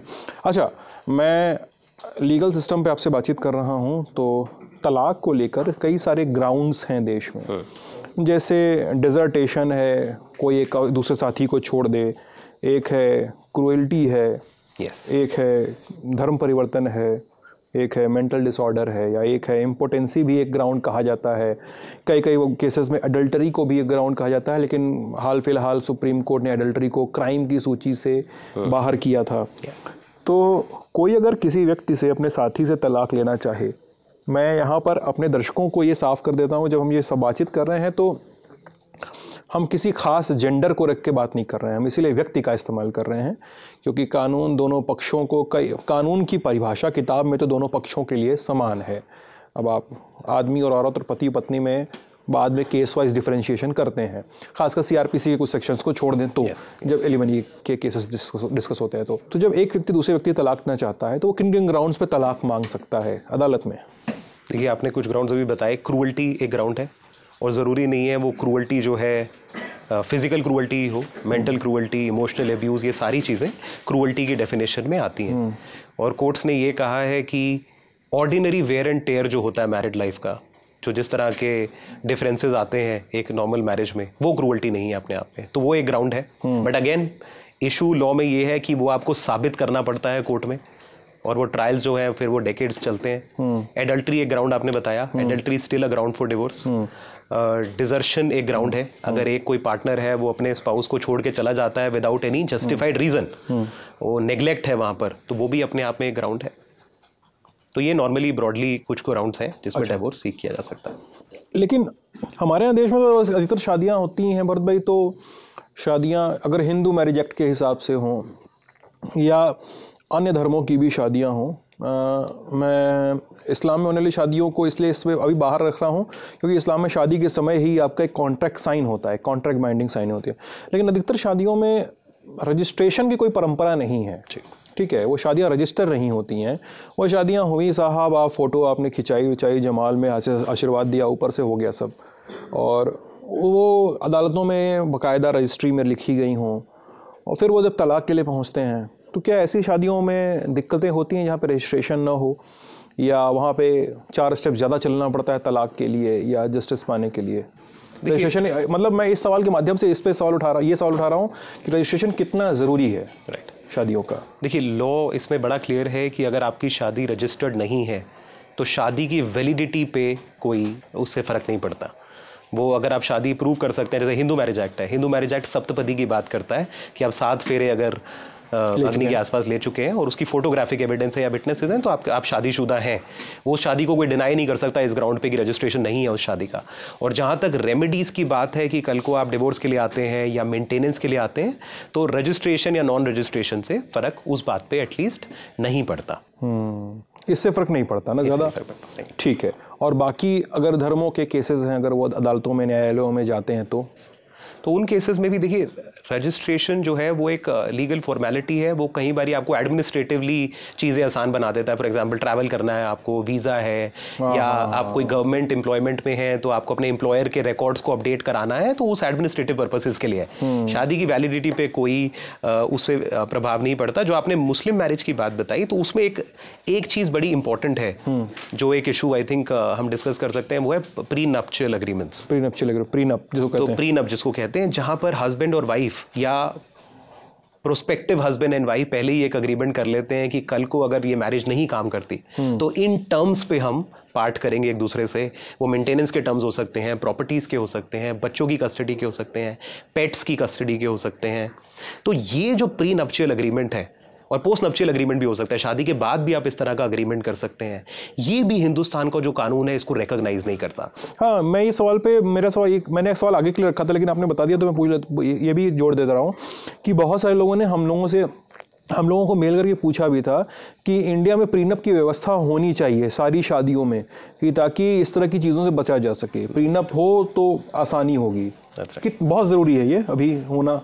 देखिए, बहुत ज़रूरी है, और अल्टीमेटली इससे बहुत सारे डिस्प्यूट्स आपके रिजॉल्व हो सकते हैं। फॉर एग्जांपल बाद में तमाम एलिगेशंस आते हैं कि इस केस में जो है दहेज की मांग की गई थी और इतना हमने दहेज दिया, और एसेट से रिलेटेड बहुत ज़्यादा डिस्प्यूट्स आ जाते हैं। एक एसेट से रिलेटेड प्रॉपर्टी से रिलेटेड और मेंटेनेंस से रिलेटेड जैसे इश्यूज हैं वो इससे रिजॉल्व हो सकते हैं। फॉर एग्जांपल अगर एक स्पाउस है, वाइफ है for example in a case, जो एजुकेशनल क्वालिफिकेशन भी उनके पास है, वो एक जॉब और एम्प्लॉयमेंट में रही हैं हमेशा के लिए, तो वो बाद में मेंटेनेंस का केस कई बार डाल दिया जाता है दबाव बनाने के लिए और फाइनेंशियली किसी को आर्म ट्विस्ट करने के लिए। तो अगर प्री नप्शियल एग्रीमेंट होता है तो उसमें वो सारी बातें आ सकती हैं ऑलरेडी कि हाँ, यहाँ पर दोनों फाइनेंशियली इंडिपेंडेंट हैं और कोई भी किसी पे डिपेंडेंट नहीं है इन दैट कन्वेंशनल सेंस। और ये सब बातें अगर एग्रीमेंट में आ जाती हैं और एसेट्स से रिलेटेड, प्रॉपर्टी से रिलेटेड बातें आ जाती हैं, ये बात आ जाती है कि इस केस में कोई डाउरी का एलिमेंट नहीं है, दो कंसेंटिंग एडल्ट्स ने have entered into this marriage with their free will, तो वो सारी बातें जब आ जाती हैं तो बहुत सारे डिस्प्यूट्स बाद में रूल आउट हो सकते हैं इसी वजह से। बट हिंदुस्तान का लॉ जो है वो बड़ा एक इम्प्रैक्टिकल व्यू और एक पैटर्नलिस्टिक व्यू मैं इसको कहूंगा लेता है कि हम उस अग्रीमेंट को बिल्कुल रिकॉग्नाइज नहीं करेंगे, कोई मान्यता नहीं है, हम डिसाइड करेंगे कि इस केस में क्या होना चाहिए, किस तरह से डिस्ट्रीब्यूशन होना चाहिए प्रॉपर्टी का, किस तरह का मेंटेनेंस होना चाहिए। पार्टीज ने जो डिसाइड किया हम उसको कंप्लीटली दरकिनार कर देंगे, क्योंकि parties can not be allowed to decide these things for themselves. ये मैं जजमेंट से कोट कर रहा हूं कि parties can not be allowed to decide these things, it is the law and the court who decides. तो ये जो पैटर्नलिस्टिक एक एटीट्यूड है कि the court knows best, the law knows best, आप मत तय कीजिए, अदालत तय करेगी, तो ये जुडिशियल, पहले ही आपके पास इतने मुकदमे हैं, आप वही डिसाइड नहीं कर पा रहे और आप और लोड आप लेना चाहते हैं, जिसके साथ आप न्याय भी नहीं कर पाते बहुत केसेस में, जहां पर क्योंकि अगर आप डिसाइड करेंगे तो फिर आपको एविडेंस लेना पड़ेगा, आपको तमाम फैक्टर्स को इवैल्यूएट करना पड़ेगा, आपको इंक्वायरी करनी पड़ेगी, ट्रायल करना पड़ेगा। सिस्टमिक कैपेसिटी आपके पास है नहीं, बट आप ये और ज्यादा बर्डन अपने ऊपर लेना चाहते हैं। और अल्टीमेटली इशू पार्टी ऑटोनॉमी का भी है। When two autonomous individuals get into an agreement and they decide for themselves, और अगर आपको लगता है कि उसमें कोई किसी का अनड्यू इन्फ्लुएंस नहीं है, कोई एक पार्टी दूसरे पे हावी नहीं थी, कोई डोमिनेटिंग कोई पोजीशन नहीं थी किसी पार्टी की, और इक्वालिटी ऑफ बार्गेनिंग पोजीशन है, और दोनों पार्टीज ने एज सेन एडल्ट्स उस एग्रीमेंट को एंटर किया है, तो why should the law enter into at all. और तमाम दुनिया में ज़्यादातर मुल्कों में ये अग्रीमेंट्स रिकॉग्नाइज्ड हैं और बहुत सारे मैट्रिमोनियल डिस्प्यूट्स कट डाउन हो जाते हैं इन अग्रीमेंट्स की वजह से। अच्छा, हम 498A पे बात कर लेते हैं, क्योंकि हम धीरे धीरे रैप भी करेंगे और न्यूज़ रूम के लोगों के भी सवाल होंगे, क्योंकि मुझे साइबर क्राइम पे भी बात करना है आपसे। 498A को लेकर है कि एक महिला है, अगर उसके साथ हिंसा हुई है तो हिंसा को लेकर वो सबसे पहले क्या करे, कहाँ जाए, क्योंकि कई केसेस में देश में ये बहुत भयानक सच है कि कई केसेस में देश में महिलाएं घरों में हिंसा का शिकार हो रही हैं, पतियों के द्वारा, पतियों के घर वालों द्वारा या प्रेमियों द्वारा, सब तमाम लोगों द्वारा हिंसा का शिकार हो रही हैं, लेकिन नहीं कर रही हैं वो शिकायतें। करे क्या? शॉर्ट में भले इसका जवाब दीजिए कि वो महिला करे क्या उस समय, अगर उसको एक मौके पे लगता है कि यार ये गलत हो रहा है। जी, देखिए ये तो बड़े सीरियस ऑफेंसेस हैं लॉ में, तो अगर आप नियरेस्ट पुलिस स्टेशन में जाके ये बात कहते हैं तो FIR हो सकती है इस बात पे, और ये नॉन बेलेबल ऑफेंसेस हैं। पुलिस उसी समय उस मामले को इन्वेस्टिगेट करना शुरू कर सकती है, कस्टडी में भी ले सकती है, लोगों को अरेस्ट भी कर सकती है। ये रेमेडीज लॉ में है, बट इशू जो है ग्राउंड लेवल पे ये है कि वो इस रेमेडीज को, क्या वो पुलिस ऑफिसर या वो पुलिस स्टेशन उस लेडी को एंटरटेन करेगा, या वो उसको वापस भेज देगा ये कह के कि आप अपने घर में रहिए, कोशिश करिए इस मैरिज को चलाने की, घर का मामला घर में सुलझाओ टाइप का, घर में सुलझाओ, या बुला लेगा दूसरे साइड को और एक और अपॉर्चुनिटी मिल जाएगी उस पुलिस स्टेशन को कि हम इस डिस्प्यूट से कुछ be enriched with this dispute. हाँ, क्योंकि पुलिस पे इस तरह के इल्जाम लगते हैं जी, या वो आपस में उनका सेटलमेंट करा देते हैं, कई बार वो भी एक स्टीरियोटिपिकल जेंडर नोशंस पे चलते हैं। तो वो इशू सारे हैं कि एक्सेस टू जस्टिस का इशू है कि अल्टीमेटली वो महिला जो इस चीज़ को फेस कर रही है, एंड ये लॉ बनाया उन जेन्युइन केसेस के लिए गया था, तो वो उसके पास कौन है जो उसको लीगल एडवाइस देगा, कौन है जो उसके साथ पुलिस स्टेशन तक जाएगा और इस मामले को रजिस्टर कराएगा, कौन है जो उस मामले को इन्वेस्टिगेट करा के कोर्ट तक ले जा पाएगा और उसकी हेल्प करेगा। ये इशूज़ हैं जिन पे चर्चा होनी चाहिए। क्या इसको इस कानून का 498A का क्या गलत इस्तेमाल भी हुआ है देश में? इस तरह के मुकदमे आए हैं, मतलब अभी सुप्रीम कोर्ट ने तो कहा भी था, एक गाइडलाइन भी इशू किया था, लेकिन क्या इस तरह के मुकदमे कभी साबित हुए हैं कि यार ठीक है गलत इस्तेमाल था, साबित हुए हैं? जी, मुकदमे काफ़ी साबित हुए कि ये झूठे मुकदमे फाइल किए जाते हैं। आप एक आंकड़े में आपको एक 2-3 दूँ जिससे, फॉर एग्जाम्पल जितने भी मुकदमे FIR दर्ज होती हैं दहेज से रिलेटेड मामलों में, करीबन 90% वो FIR चार्जशीट में तब्दील हो जाती हैं। तो व्यूअर्स के लिए मैं बता दूं कि डिफरेंट स्टेजेस होती हैं क्रिमिनल केस में। हाँ, प्लीज बता दीजिए। पहले आप एक FIR कराते हैं, FIR होती है फर्स्ट इन्फॉर्मेशन रिपोर्ट, जिसमें पुलिस फिर उस केस को इन्वेस्टिगेट करना शुरू करती है। उसके बाद इन्वेस्टिगेशन में जब पुलिस सारे एविडेंसेस को कलेक्ट कर लेती है, बयान रिकॉर्ड करती है विटनेसेस के, CCTV फॉर एग्जाम्पल किसी केस में है तो कलेक्ट करती है, कॉल डिटेल्स कलेक्ट करती है, वीडियो एविडेंस देखती है, उसके बाद वो अपनी रिपोर्ट कोर्ट के सामने रखती है। उसे चार्जशीट कहा जाता है कि पुलिस के हिसाब से इस केस में मुकदमा बनता है और इस केस में ट्रायल होना चाहिए, उसको चार्जशीट कहते हैं। तो टोटल जितनी भी FIRs होती हैं करीबन 90% चार्जशीट में तब्दील हो जाती हैं। तो पुलिस जो है 90% केसेस में कंक्लूड करती है कि ये मुकदमा बनता है, इसमें ट्रायल होना चाहिए। ऑब्वियसली पुलिस के पास पावर नहीं है किसी को भी कन्विक्ट करने की, अल्टीमेटली वो ट्रायल कोर्ट में ही होगा। तो 90% मुकदमे जो फाइनली कोर्ट में आ जाते हैं, उसके बाद का जो स्टेटिस्टिक है वो काफ़ी सरप्राइजिंग है और शॉकिंग है, क्योंकि सिर्फ 15%, 17%, 13% अलग अलग सालों के मैं स्टेटिस्टिक्स बता रहा हूँ, ये केसेस में कन्विक्शन होती है। बाकी सभी असली एक्यूज्ड के 498A के एक्यूज्ड के बाकी सभी मुकदमों में एक्विटल रिकॉर्ड होता है, जहां पे कोर्ट इस कंक्लूजन पे पहुंचती है कि इस केस में एविडेंस नहीं है हमारे पास। एक सेकंड, मतलब साल भर में 15-16% केसेस में सजा मिलती है, और बाकी सारे 85-86% जितने केस बचे बरी होते हैं लोग, क्योंकि सबूत नहीं मिले उसके। जी, सबूत नहीं मिले। एक तो देखिए 2 चीजें होती हैं क्रिमिनल लॉ में, एक है कि लड़की या कोई भी कंप्लेनेंट है अपने केस को साबित नहीं कर पाए, सबूतों का अभाव रहा उस केस में, नॉट प्रूव्ड। कुछ ऐसे भी केसेस होते हैं जहां पर यह साबित हो जाता है कि यह झूठा केस है, दोनों बातों में अंतर है, तो भी बरी हो गए। और कोई डेटा इस बात का मेंटेन नहीं किया जाता NCRB के द्वारा करंटली कि कितने लोग पहली सिचुएशन में बरी हुए हैं जहां पे प्रूव नहीं कर पाए आप अपने एलिगेशन को। हो सकता है आपका एलिगेशन जो है वो सच्चा हो, बट आपको नहीं मिल पाए विटनेसेस, आप केस को कंडक्ट नहीं अच्छे से कर पाए, तो कोई बरी हो गया। बेनिफिट ऑफ डाउट लॉ में बोला जाता है कि किसी केस में अगर डाउट भी रेज हो जाता है तो बेनिफिट ऑफ डाउट, उस संशय का लाभ जो है वो एक्यूज की फेवर में जाता है, क्योंकि क्रिमिनल लॉ में कोई भी चार्ज जो है उसको प्रूव करना होता है बियॉन्ड रीजनेबल डाउट। तो उस वजह से कुछ लोग बरी हो जाते हैं। बट ये डेटा बहुत ज़रूरी है कलेक्ट करना कि कितने केसेस में लोग बेनिफिट ऑफ डाउट की वजह से बरी हुए और कितने केसेस में वो एलिगेशन और वो चार्ज झूठा पाया गया है। और जो दूसरी सिचुएशन है जहां पे वो झूठा पाया जाता है, कोर्ट्स ने क्या एक्शन लिया उन कंप्लेनेंट्स के खिलाफ जिन्होंने वो झूठे मुकदमे कोर्ट में डाले।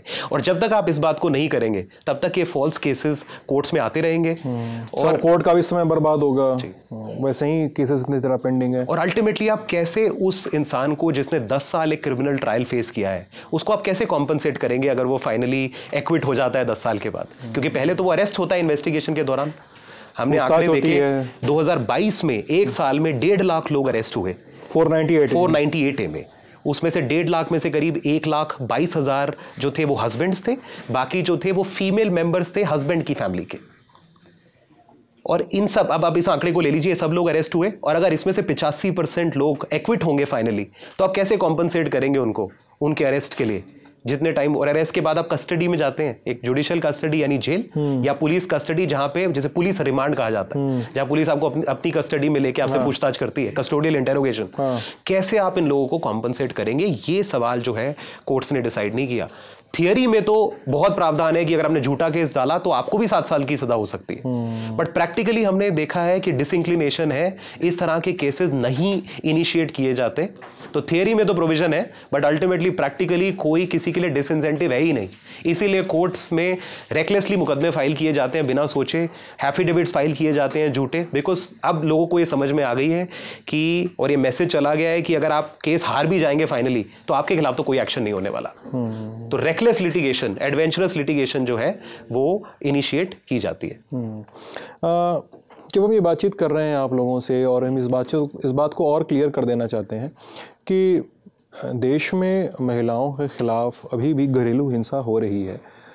बहुत सारे मुकदमे इस वजह से ही नहीं सामने आ रहे हैं जो हमने अभी भी बताया आपको, कि बहुत सारी महिलाएं टैबू की वजह से, या जो न्याय प्रणाली है हमारे देश की, या कानूनी एजेंसियां हैं उनके दबाव के चलते वो सारे मुकदमे पुलिस की डायरी तक नहीं पहुंचते। पुलिस की डायरी तक नहीं पहुंचते तो अदालतों तक नहीं पहुंचते, अदालतों तक नहीं पहुंचते तो उन महिलाओं को न्याय नहीं मिलता। और इस बात के साथ, इस पूरे स्पष्टीकरण के साथ ही हम इस बात पर डिस्कशन कर रहे हैं कि इनमें से कानून के दुरुपयोग कितने मामलों में हुए हैं, हम उसको थोड़ा सा, उसका एक पॉइंट ऑफ व्यू देख रहे हैं, उस पर ओवरलुक कर रहे हैं। अच्छा, इसमें तलाक वलाक में एक और 2 टर्म और आते हैं, एक है एलिमनाई और एक होता है मेंटेनेंस। एक मासिक भत्ता, एक का हिंदी अनुवाद हो गया मेंटेनेंस का, और एक हो गया एलिमनाई यानी भरण पोषण। किसी शादी में संधि विच्छेद होता है अगर, तो एक पक्ष दूसरे पक्ष से एलिमनाई मांगने का हकदार है। और एलिमनाई तय करने के बहुत सारे नियम कानून हैं, बहुत सारे क्राइटेरिया लेड आउट हैं। एक पक्ष दूसरा पक्ष कह रहा हूँ तो मैं CRPC का जिक्र नहीं कर रहा हूँ, मैं IPC का जिक्र कर रहा हूँ, जहाँ पे पति भी मांग सकता है पत्नी से एलिमनाई। ठीक है, लेकिन जब आप CRPC का जिक्र करेंगे तो आप पत्नी ही को वो अधिकार मिलता है। तो एलिमनाई को लेकर अदालतों में किस तरह के मुकदमे चलते हैं और किस तरह से लोग अप्लाई कर सकते हैं, इसकी थोड़ी इस पे थोड़ा सा आप प्रकाश डालिए भरत भाई। देखिए, आपने ठीक कहा, CRPC और डोमेस्टिक वायलेंस एक्ट जहाँ तक है वहाँ पर सिर्फ वाइफ ही जा सकती है मेंटेनेंस मांगने। बट जहाँ तक हिंदू मैरिज एक्ट और स्पेशल मैरिज एक्ट के प्रावधान है वहाँ पर कोई भी स्पाउस जा सकता है। किसी भी स्पाउस को अगर ये लगता है कि I M dependent on the other spouse और इंडिपेंडेंट मीन्स मेरे पास अपनी मेंटेनेंस के नहीं है, तो वो एप्लीकेशन कोर्ट में लगा सकता है। अब कोर्ट्स उस एप्लीकेशंस को कैसे देखती हैं? कोर्ट्स नॉर्मली, पहले क्या होता था, कोर्ट्स उसमें फिर इंक्वायरी करती थी अपनी तरफ से कि किस पार्टी ने किसको नेग्लेक्ट किया है, कितने मीन्स हैं, और नॉर्मली एप्लीकेशंस जो हैं वो वाइफ्स फाइल करती हैं। बहुत रेयर इंस्टेंसेस हैं जहाँ पर हस्बैंड्स ने वो मेंटेनेंस सीख किया और उनको मिला, तो नॉर्मली यही सिचुएशन होती है ना, wife is seeking maintenance from the husband. पहले क्या होता था, कोर्ट्स इसको इंक्वायर करते थे, फिर एक उन्होंने स्ट्रीमलाइन करने के लिए चीज़ों को एक सिस्टम बनाया जहाँ पर जैसे ही कोई मेंटेनेंस या एलिमनी की एप्लीकेशन आती है तो कोर्ट्स दोनों पार्टीज़ को कहते हैं कि आप अपने एफिडेविट फाइल करिए, जिस एफिडेविट में आप डिस्क्लोज करिए सारी बातें कि आपकी फाइनेंशियल पोजीशन क्या है, क्या मूवेबल प्रॉपर्टी है आपके पास, क्या इमूवेबल प्रॉपर्टी है, कितने आपके फॉरेन विजिट्स हैं, क्या ब्रॉड आपकी फाइनेंशियल पिक्चर है आपकी। कितने आपके पास डिपेंडेंट्स हैं, नेगलेक्ट इस केस में है या नहीं, कितने आप एजुकेशनली क्वालिफाइड हैं। तो ये सारे फैक्टर्स को देख के कोर्ट फाइनली डिसाइड करती है कि क्या मेंटेनेंस होना चाहिए। और नॉर्मली ये जो डिसीजन है कोर्ट्स पार्टीज़ के एफिडेविट्स को देख के लेती है। और इसमें बड़ा इंपॉर्टेंट ये है कि पार्टीज जो हैं वो ठीक एफिडेविट्स कोर्ट में फाइल करें, जो कि एक बहुत बड़ी प्रॉब्लम पिछले कुछ सालों में इमर्ज हुई है, जहां पे पार्टीज जो क्लियर एफिडेविट्स हैं और जो एक्यूरेट और ट्रू एफिडेविट्स हैं वो फाइल नहीं करते मेंटेनेंस के एप्लीकेशन में, और उससे तमाम इश्यूज अराइज होते हैं। एलिमनाई तो मतलब हो गया कि आपकी शादी टूटी और उसके बाद आप चूंकि डिपेंडेंट रहे एक लंबे समय तक, तो आपको उस डिपेंडेंसी का मुआवजा दिया जाए, मतलब कानूनी तौर पे उसका मुआवजा मिले। लेकिन कई बार ना यार मतलब भाई इसमें होता क्या है कि हम लोग एलिमनाई के केसेस देखते हैं, वो कई बार एक पार्टी दूसरे पार्टी को एक्सटॉर्शन की तरह इस्तेमाल करती है एलिमनाई को, और ये मोस्ट ऑफ द केसेस में हम लोगों ने देखा है कि वो एक्सटॉर्शन मनी की तरह हो जाता है। और एक्सटॉर्शन वाले केसेस को आप देखिए तो आपको जेन्युइन केसेस को वो मास्क कर लेता है, ढक लेता है। जैसे भाई अगर कुछ केसेस का जिक्र करूं मैं, तो एक रिसेंट केस है जिसमें एक आदमी बोल रहा है कि मेरी तनख्वाह जो है महीने की 50,000 रुपये है, लेकिन मुझे हर महीने 80,000 का मेंटेनेंस देने को कहा गया है, या 20 लाख रुपए का मुझे या 40 लाख का मुझे एलिमनाई देने को कहा गया है। तो एक्सटॉर्शन के केसेस क्यों इतने बढ़ रहे हैं? क्या वही है फिर लीगल सिस्टम की, वकीलों की, और जो अज्ञान है उसको उसी का सारा दोष उस पर ही जाएगा? देखिए ये ना, this is a problem of weaponisation of the law. जो लॉ किसी जेन्युइन स्पाउस के लिए बनाया गया था, उसको स्टारवेशन से बचाने के लिए, डेस्टिट्यूशन से बचाने के लिए, बच्चों की स्कूल में फीस है, जेन्युइन जो उसके नीड्स हैं, उसके लिए जो लॉ बनाया गया था उसको वेपनाइज किया जा रहा है। और ये तमाम, ऐसा नहीं है कि इसी लॉ का मिसयूज़ है, तमाम लॉज का मिसयूज़ है, बट यहाँ पे मिसयूज़ और ज़्यादा देखा गया है। और ये मिसयूज़ को कंटेन करने के बहुत प्रावधान है लॉ में।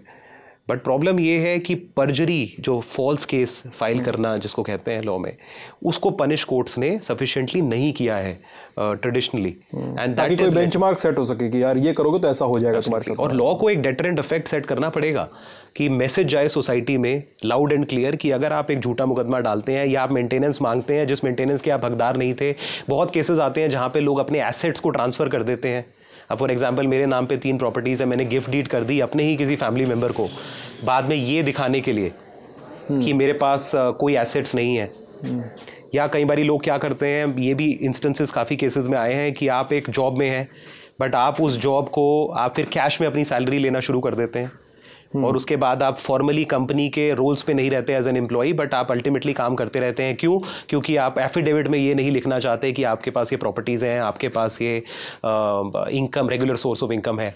तो आप ये सारी बातें अपने एफिडेविट से कंसील करके आप कोर्ट के सामने उसको रखते हैं, and then as you said with a view to extort and arm twist people. But ultimately इसका जो सोल्यूशन यही है कि लॉ में जहाँ 7 साल की सज़ा है कोई झूठा एफिडेविट फाइल करने के लिए, झूठा केस फाइल करने के लिए, उसको इन लेटर एंड स्पिरिट कोर्ट्स को अप्लाई करना पड़ेगा। और जब तक ये नहीं होगा तब तक फॉल्स केसेस आते रहेंगे। आप तमाम दुनिया में देखिए, ओथ की, शपथ की, आप कोई भी कोर्ट में फाइल करते हैं चीज़ या कोर्ट में गवाही देते हैं तो आप शपथ लेते हैं पहले कि मैं जो कहूँगा सच कहूँगा। आपने देखा होगा मूवीज़ में। तो वो शपथ की वैल्यू क्या रह गई है हिंदुस्तान में इस समय?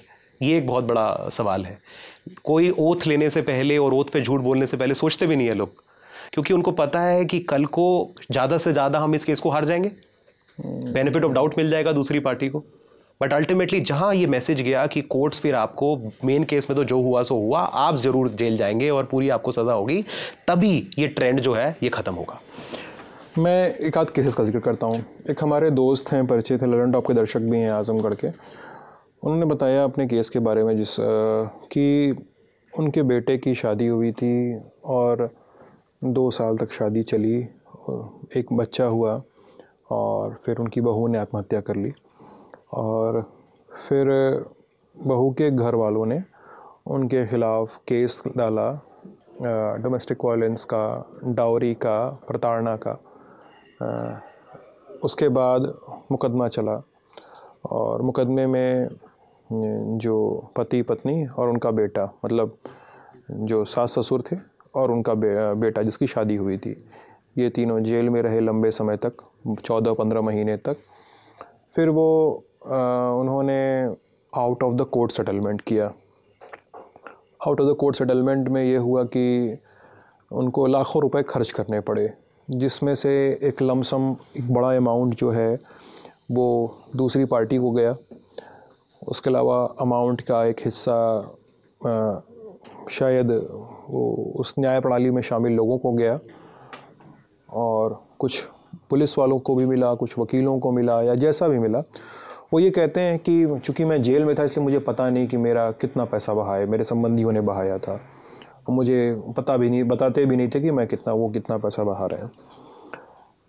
और वो बोले कि इतना सब करने के बाद जो दूसरी पार्टी थी उसने केस को विड्रॉ किया। और ये ऐसा एक केस आपने नहीं सुना होगा भरत भाई, आपने ऐसे बहुत सारे केसेस सुने होंगे। मैं इस केस को इसलिए रख रहा हूँ कि अगर ऐसा कोई केस है तो वो आदमी करे क्या, असल में क्या करे। जब वो जेल में उसको डाल दिया गया है और लीगल सिस्टम में थोड़ा सा हताश और बेबस सा है, तो वो कोर्स ऑफ एक्शन क्या ले। देखिए, कोर्स ऑफ एक्शन तो यही है कि अगर इस तरह की मतलब ऐसा केस की जो उसको अन्याय भी ना सामना करना पड़े और वो सही तरीके से उसका मैटर डील हो। जी, देखिए बहुत चीज़ें जो डिपेंड करती हैं वो इन सिचुएशन में डिपेंड करती हैं कि आप कैसा आपका लीगल रिप्रेजेंटेशन है। अनफॉर्चुनेटली कभी भी एक्सेस टू जस्टिस की हम जब बात करते हैं तो ये नहीं होना चाहिए कि किसके पास बेटर लीगल टीम है, ये सवाल होना ही नहीं चाहिए।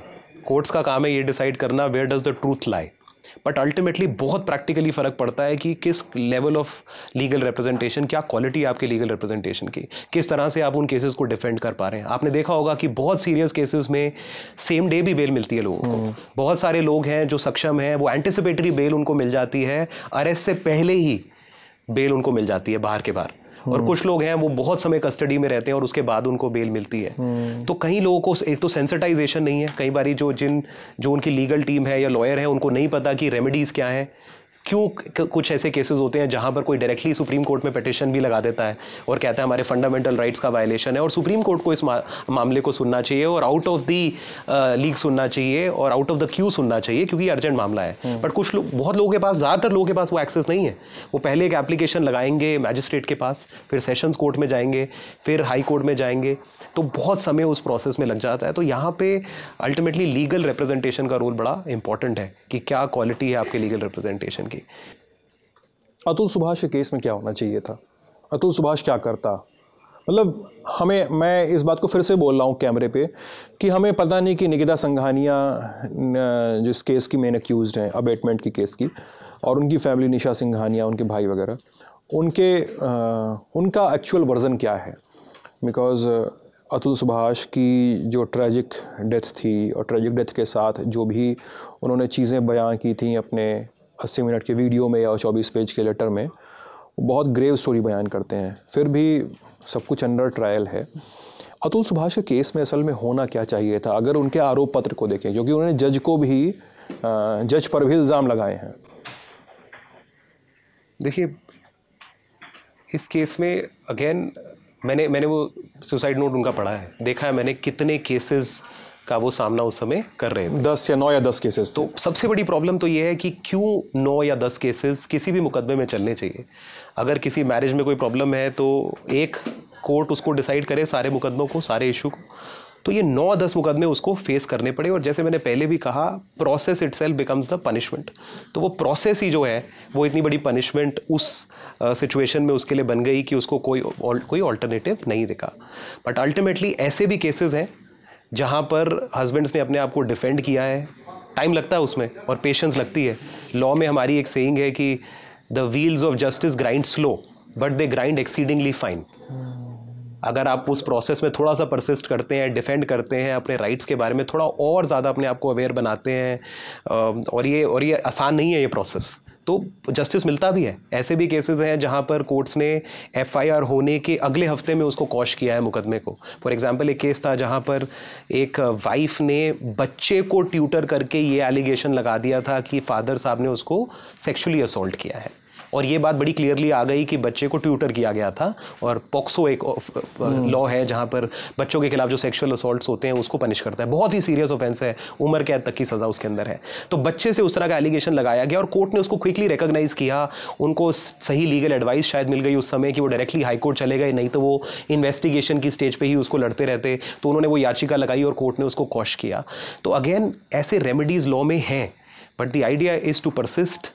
It takes time. I know it is easier said than done. एक क्रिमिनल केस भी और एक केस भी बहुत बड़ा स्ट्रेस हो सकता है किसी के लिए, बट परसिस्ट करना ही सोल्यूशन है. और let's hope for that this case acts as a wake up call where we wake up and smell the coffee and relook at our laws, कि क्या व्यवस्था को ही रीलुक और री इमेजिन करने की ज़रूरत है, क्रिमिनल जस्टिस सिस्टम को री इमेजिन करने की ज़रूरत है, प्रोसेस को री इमेजिन करने की ज़रूरत है, लॉज को और उनकी मल्टीप्लिसिटी को री इमेजिन करने की ज़रूरत है. ये I think this case should be a wake up call. और बहुत सारे हम लोगों ने जो डिवोर्स के सेपरेशन के केसेस देखे हैं, they are very much costly. ठीक है, जैसे मुझे नहीं पता कि मुझे फिल्म अभिनेताओं की या उस जगत के लोगों की पर्सनल लाइफ में घुसना चाहिए कि नहीं, लेकिन एक अभिनेता का, एक नामचीन फिल्म अभिनेता का तलाक हुआ तो उन्होंने अपनी पत्नी को 50 करोड़ रुपए दिए थे. एक और फिल्म प्रोड्यूसर का तलाक हुआ तो उन्होंने अपनी पत्नी को 50 करोड़ दिए. किसी एक और अभिनेता ने अपनी पत्नी को 5 करोड़ रुपए दिए थे. और तो कई बार एक आधी संपत्ति लेकर जाने वाली जो बहस है कि तलाक हुआ और पत्नी आधी संपत्ति के नाम को नाम करनी पड़ी, ये एक बहस है. फिर इससे निकल कर कुछ लोग रेमेडी निकालते हैं कि यार अगर आप शादी कर रहे हो, अगर आप पुरुष हो, तो आप अपनी सारी संपत्ति को अपनी माँ के नाम कर दो, या किसी एक ऐसे व्यक्ति के नाम, बस किसी ऐसे व्यक्ति के नाम पर करो, लेकिन आपके नाम मत रखो. आप कम से कम अपनी संपत्ति को का हिस्सा दान करने से बच जाओगे. हालांकि इसके गलत इस्तेमाल भी होते हैं, डिजर्विंग को भी आप नहीं दोगे इस तरह की चीज़ें करने पे, लेकिन करे क्या कोई. थोड़ा सा मेरा इस पे जो व्यू पॉइंट है वो थोड़ा अलग है. प्लीज़ बताइए ना. हिंदुस्तान में मैरिटल प्रॉपर्टी लॉ का कोई कॉन्सेप्ट नहीं है. तमाम दुनिया में जैसे आपने कहा कि मैरिटल प्रॉपर्टी के लॉ होते हैं जो ये रिकॉग्नाइज करते हैं कि दोनों स्पाउस जो है वो एक दूसरे की लाइफ में उनका कंट्रीब्यूशन होता है. हो सकता है एक स्पाउस घर पे रहे, को काम नहीं करते, स्टे एट होम फादर है या स्टे एट होम मदर है जो बच्चों का ख्याल रख रही हैं, और वो एडिक्वेट प्लेटफॉर्म दे रहे हैं दूसरे पार्टनर को कि वो ज़िंदगी में कुछ एसेट्स एक्वायर कर सके या सक्सीड कर सके फाइनेंशियल टर्म्स में. तो वो लॉज रिकॉग्नाइज करते हैं कि उन शादियों में, फॉर एग्जाम्पल कोई 10 साल शादी चली है, तो तब वो डिवोर्स के टाइम डिसाइड करते हैं कि जो कोई भी प्रॉपर्टी जो शादी के बाद एक्वायर हुई है, हो सकता है वो एक ही स्पाउस के नाम पर हो, तो उसका कोई डिस्ट्रीब्यूशन या उसका कोई हिस्सा दूसरे स्पाउस को मिलना चाहिए या नहीं. उसके प्रिंसिपल्स बने हुए हैं यूके के लीगल सिस्टम में, ऑस्ट्रेलिया के लीगल सिस्टम में, जिसे मैरिटल प्रॉपर्टी लॉ कहते हैं. हिंदुस्तान में कोई ऐसा लॉ नहीं है. तो ये तो पहली बात है. आप नॉर्मली हिंदुस्तान में जब डिवोर्स होता है या पार्टीज पार्ट होती हैं तो कोर्ट ये डिसाइड करती है कि कितना मंथली मेंटेनेंस होना चाहिए और कितना एलिमनी होना चाहिए. और एलिमनी एक वन टाइम मॉनेटरी अमाउंट है, वो प्रॉपर्टी का रीडिस्ट्रीब्यूशन नहीं है. तो हो सकता है किसी केस में, फॉर एग्जांपल हम अपने घरों में ही देखते हैं कि मदर जो है वो एक 30 साल की मैरिज में, 35 साल की मैरिज में एक बहुत वाइटल रोल प्ले करती हैं, and she is not a working mother. और अल्टीमेटली अगर उस 30 साल की मैरिज के बाद कोई उनको अबैंडन ही करना चाहे एज अ फादर, और फिर कहे कि नहीं मैं एक मंथली मेंटेनेंस आपको दे दूंगा बट मेरी प्रॉपर्टी में कोई आपका राइट नहीं है, तो वो हिंदुस्तान में ऑप्शन नहीं है उस लेडी के पास कि वो उसको मैरिटल प्रॉपर्टी में भी जो उसका योगदान रहा है इन मोर वेज देन वन, उसमें उसको राइट मिले. तो अब इस लॉ से हुआ क्या, अब ये तो लॉ है नहीं, सिर्फ मेंटेनेंस ही मिल सकता है मंथली. तो अब लोगों ने क्या करना शुरू किया, और ये फिर मैं इसको दुरुपयोग वाले पॉइंट से कनेक्ट कर रहा हूँ, क्योंकि जब ये रेमेडी लॉ में नहीं है तो लोग क्या करते हैं कि चलो आप कोई, कई बार लॉयर्स ही उस बात को एडवाइस करते हैं कि आप क्रिमिनल केसेस डालिए और उन क्रिमिनल केसेस में कोई ऐसा सेटलमेंट शायद आपका हो जाए जिसमें आपको आपका राइटफुल ड्यू जो है वो मिले. तो कोई चीज़, कई बार राइट लड़ाई भी होती है बट वो ठीक ढंग से नहीं लड़ी जाती क्योंकि लॉ में वो गैप है, और वो फिर एडवाइस इस तरीके की मिलती है कि इसको आप क्रिमिनल लॉ का इशू बना दीजिए. तो ये मैरिटल लॉ में प्रॉब्लम अगेन हिंदुस्तान में है. ये है जी. अच्छा, एक आध सवाल और है मेरे, लेकिन न्यूज़ रूम से भी कुछ सवाल है साथियों के, मैं उनको सुनूंगा. हाँ हिमांशु बताओ. नमस्ते सर, मेरा सवाल आपसे ये है कि जैसे ये जो अभी जैसे अतुल सुभाष का मामला आया, ऐसे ढेर सारे मामले हैं. जब हम देखते हैं कि कई बार ऐसी शिकायतें आती हैं कि लड़की पक्ष ये आरोप लगा देता है कि उसे प्रताड़ित किया गया. एक वो वयोवृद्ध ससुर जिसकी हालत बहुत ज़्यादा ख़राब है, या एक वो व्यक्ति जो वहाँ पर रह ही नहीं रहा है और उस पर प्रताड़ित करने का, छेड़खानी का और इस तरह से ढेर सारे आरोप लगा दिए जाते हैं. तो वो जो दूसरा पक्ष है, मतलब लड़के वाला जो पक्ष है, वो तो परेशान हो गया कि भाई मेरा नाम FIR करा दिया और इस तरह से चीज़ें हो गई. तो सर उनके पास विकल्प क्या बचता है? क्योंकि एक विकल्प तो ये सर, एक तो मतलब ये भी चीज़ होती है ना कि मानहानि टाइप का हो गया कि वो पक्ष जो बहुत अच्छे से रह रहा था, जिनका उससे लेना देना ही नहीं है, आप उस पर केस दर्ज करा दे रहे हैं. है ना। और दूसरी चीज़ जैसे मान लीजिए ससुर पर करा दिया कि इन्होंने मेरे साथ छेड़खानी की, जबकि उनकी अवस्था ही नहीं है कि मतलब वो आरोप कभी साबित हो सकता है, और है ना ऐसा उन्होंने कभी किया भी नहीं। तो सर इन मामलों में आगे क्या हो सकता है और वो जो दूसरा पक्ष है उस पर क्या कार्रवाई की जा सकती है? तो ये बड़ा ही इंपॉर्टेंट क्वेश्चन आपने पूछा। ये बड़ा डिस्टर्बिंग ट्रेंड हमने पिछले कुछ सालों में देखा है, जहाँ पर इस तरह के एलिगेशंस लगाए जाते हैं, रेप के एलिगेशंस लगा दिए जाते हैं। Father in law, brother in law, जो दूसरे male members of the family हैं, हस्बैंड के खिलाफ तो ये एलिगेशन नहीं लगाया जा सकता लॉ में, क्योंकि मैरिटल रेप का कॉन्सेप्ट नहीं है। मे बी दैट्स सम चर्चा फॉर अनदर डे। बट दूसरे जो मेल मेंबर्स हैं उनके खिलाफ ही एलिगेशन लगा दिए जाते हैं।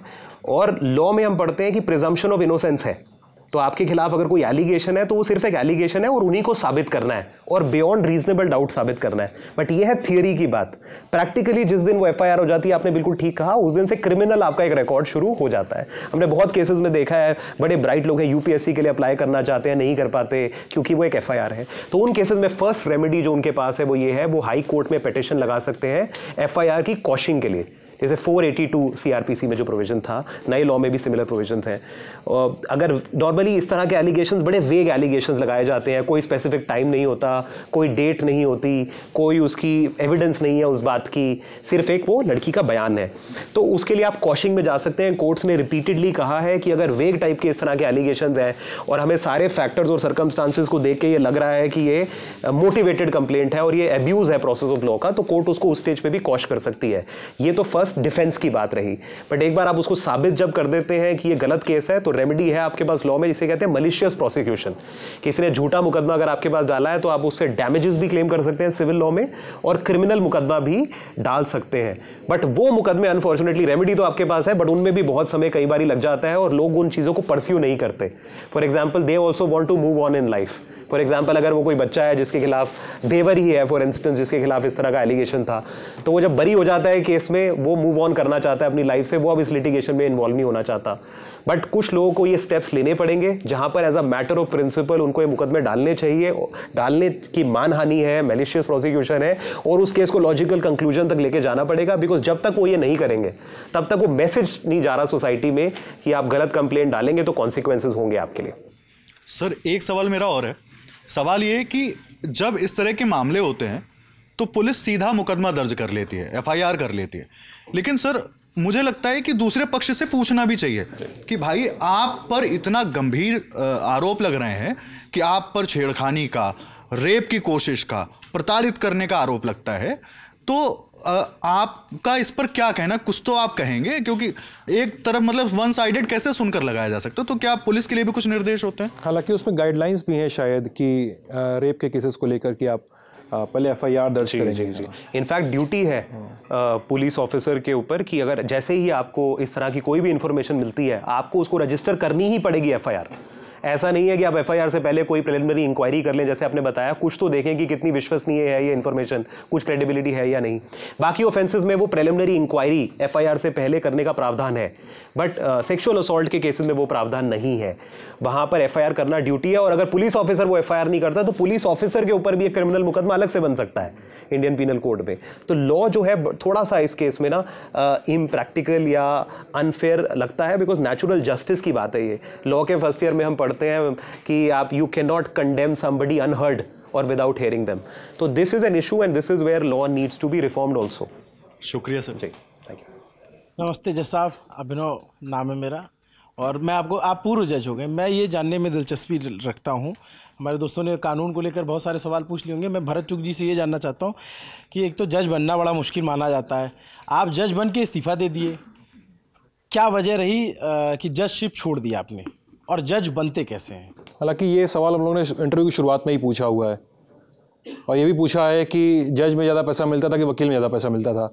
तुम तीसरे सवाल पे आओ अपने। तो मेरा एडिशनल सवाल इसमें है कि आपने वो फिल्म देखी है जो मामला लीगल है, उसमें नेटफ्लिक्स पे जो आई है, हाँ, उसमें जो है एक डायलॉग रहता है कि त्यागी तुम 2 जज के बराबर तो कमाई लेते होगे। तो लगे जज साहब ऐसा मत कहिए, इतना भी कम नहीं कमाता हूँ। तो क्या जजों से ज़्यादा वकील कमाते हैं क्या? देखिए, लॉ में भी ना अब ये बड़ा लॉ में ना एक राइट टू साइलेंस होता है। हाँ। कि आप article 20 of the constitution your answer में इंक्रिमिनेट योरसेल्फ, तो बट मैं वो एक्सरसाइज नहीं करूँगा। ऑन द लाइटर साइड देखिए, मैंने जैसे शुरुआत में कहा कि जज बनने के कंसिडरेशंस बहुत अलग होते हैं। जज लोग नॉर्मली, अगर मॉनेटरी आपकी बहुत एफ्लुएंट आपको लाइफस्टाइल चाहिए तो नॉर्मली आप जजशिप में जाते भी नहीं है, वो तो एक हर्मिट की ज़िंदगी है। You have to work like a horse and live like a hermit. तो और प्रैक्टिस ऑफ लॉ तो है, तो यू आर आउट देयर। अगर आप अच्छा कर रहे हैं तो आप सक्सेस आपको मिलती है, उस तरह के मुकदमे आपके पास आते हैं, तो you obviously make much more than you do at judgeship. अच्छा, अगर आप कंफर्टेबल हो तो मैं इसकी आगे की कड़ी में एक सवाल और पूछना चाहूँ कि आप लोगों ने म्यूचुअली अंडरस्टैंडिंग के साथ ये तय किया कि हमारी धर्मपत्नी जी जज रहेंगी, मैं वकील बन जाता हूँ? देखिए, ये तो आई फाउंड हर एंड बताइए मैम के बारे में प्लीज थोड़ा सा उनके बारे में बताइए। देखिए, माय वाइफ इज अ जज, she is the 2019 Delhi judicial officer, और and she was topper. She was a topper of her batch, that's right. तो बहुत ही ज़्यादा I think there would be a lot of pressure on our children. और आप भी topper थे? That's correct. But I take very little credit for it. My wife is a judge and वो तो मेरे लिए तो ट्रायल कोर्ट, सुप्रीम कोर्ट सभी वही है। तो she likes being a judge. अब पर्सनैलिटी पे ना अल्टीमेटली ये बात आ जाती है कि किस तरह से आप ज़िंदगी को देखते हैं। वो बहुत ही पेशेंट हैं, वो बहुत अच्छी लिसनर हैं, वो उनके पास ये स्किल है कि वो दोनों पक्षों को सुन के या दो चीज़ों को सुन के वो उसको डिस्पैशनेटली एनालाइज करके ऑब्जेक्टिवली एक उस तक पहुंचती है। और मुझे बात करने की बहुत आदत है, आपने देख लिया होगा, और अपनी लॉयरिंग में तो अपनी आवाज़ से भी बहुत ज़्यादा प्यार हो जाता है। तो लॉयरिंग एक बड़ा अलग स्किल सेट है। यहाँ पे आपको परसुएड करना है, आपको किसी और की विल को कन्विंस करना है, किसी और की विल को मोल्ड करना है। मुझे वो चैलेंज बहुत पर्सनली पसंद है, जो कि मेरा प्राइमरी रीज़न है वकालत में आने का। और जजशिप बहुत अच्छा पेशा है और बहुत अपॉर्चुनिटी है अच्छा करने के लिए समाज के लिए। तो आपने वो अपॉर्चुनिटी क्यों छोड़ दी? देखिए, मैं बना क्यों, ये क्वेश्चन भी बड़ा इंपॉर्टेंट है। उससे पहले मैं बड़ा ब्रीफली आपको बताऊँ, मेरे फादर साहब का सपना था कि मैं जज बनूँ। मेरे फादर साहब ने अपने करियर की शुरुआत करी as a stenographer and as a typist. 30 Hazari court में वो टीन के शेड के नीचे टाइप करा करते थे, टाइपराइटर पे एफिडेविट बनाया करते थे और डॉक्यूमेंट्स टाइप करा करते थे। बड़ी संघर्ष की ज़िंदगी उनकी रही। बड़ा लेट उन्होंने लाइफ में आके वकालत करी, फिर उन्होंने फाइनली लेट 40s में। तो उनका ये सपना था कि मैंने शुरुआत करी है 30 हज़ारी कोर्ट से एज अ टाइपिस्ट, और मेरा जो बेटा है या बच्चा है वो एज अ जज यहीं से शुरुआत करे। तो एक सपना भी उनका पूरा करना था मुझे, और मुझे लॉ से शुरू से ही प्यार था। लॉ में बहुत logic, analysis, speaking, I was very argumentative.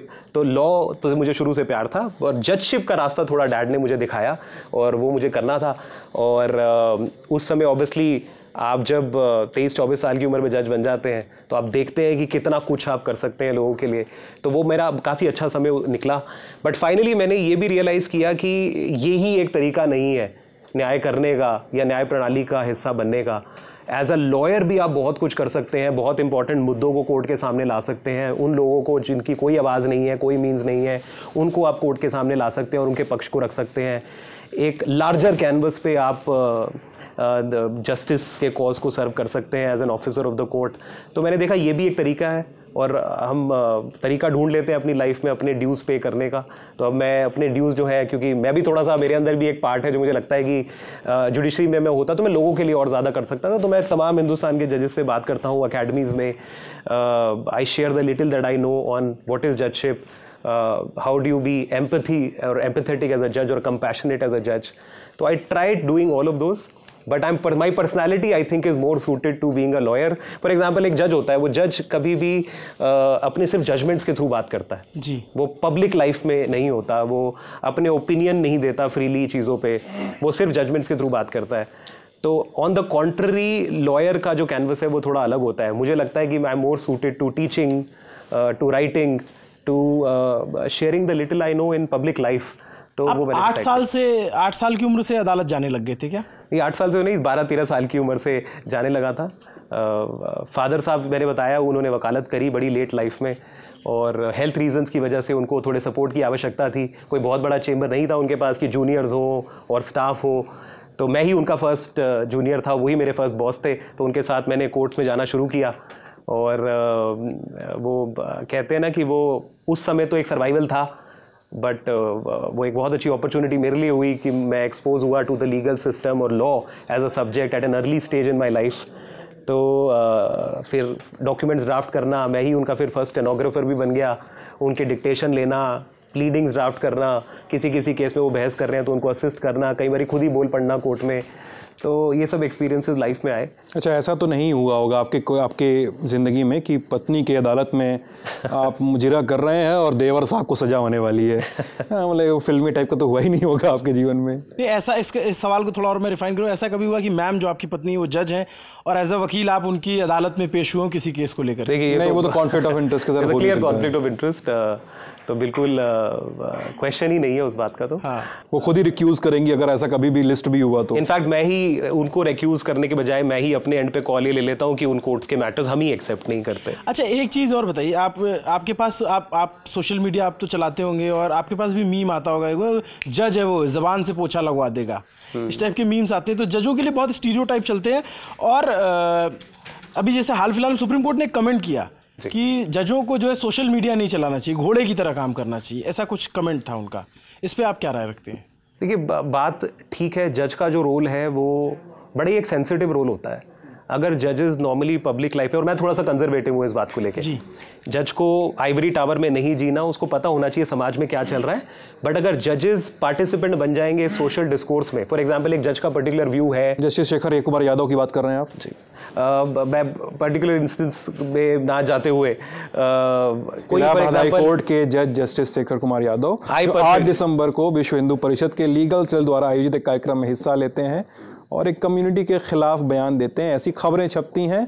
और कल बीती तारीख को 17 दिसंबर को सीजेआई की अध्यक्षता में कोलेजियम ने उनको समझाइश दी। अब बताइए आप क्या कह रहे थे? चलिए, नाउ बहुत ही इफेक्टिव क्रॉस एग्जामिनर हैं आप, आपने मुझे पिन डाउन कर ही दिया उस क्वेश्चन के लिए। मेरे व्यू में इट्स वेरी वेरी इम्प्रॉपर। देखिए, ये तो मल्टीपल लेवल्स पे इम्प्रॉपर है अगर उस कंटेंट को देखा जाए जो बात कही। जब कोर्ट में कोई लिटिगेंट आता है तो वो फिर आपके लिए किसी पर्टिकुलर कम्युनिटी का लिटिगेंट नहीं होता, वो न्याय की एक गुहार लेके आया है, वो नागरिक है, और वो नागरिक है, वो उसके पास फंडामेंटल राइट्स हैं। और समाज में ये मैसेज नहीं जाना चाहिए कि जज जो है वो एक कम्युनिटी के फेवर में या अगेंस्ट लीन करता है, क्योंकि सारा जो जस्टिस डिलीवरी सिस्टम है वो लोगों के कॉन्फिडेंस पे ही आधारित है।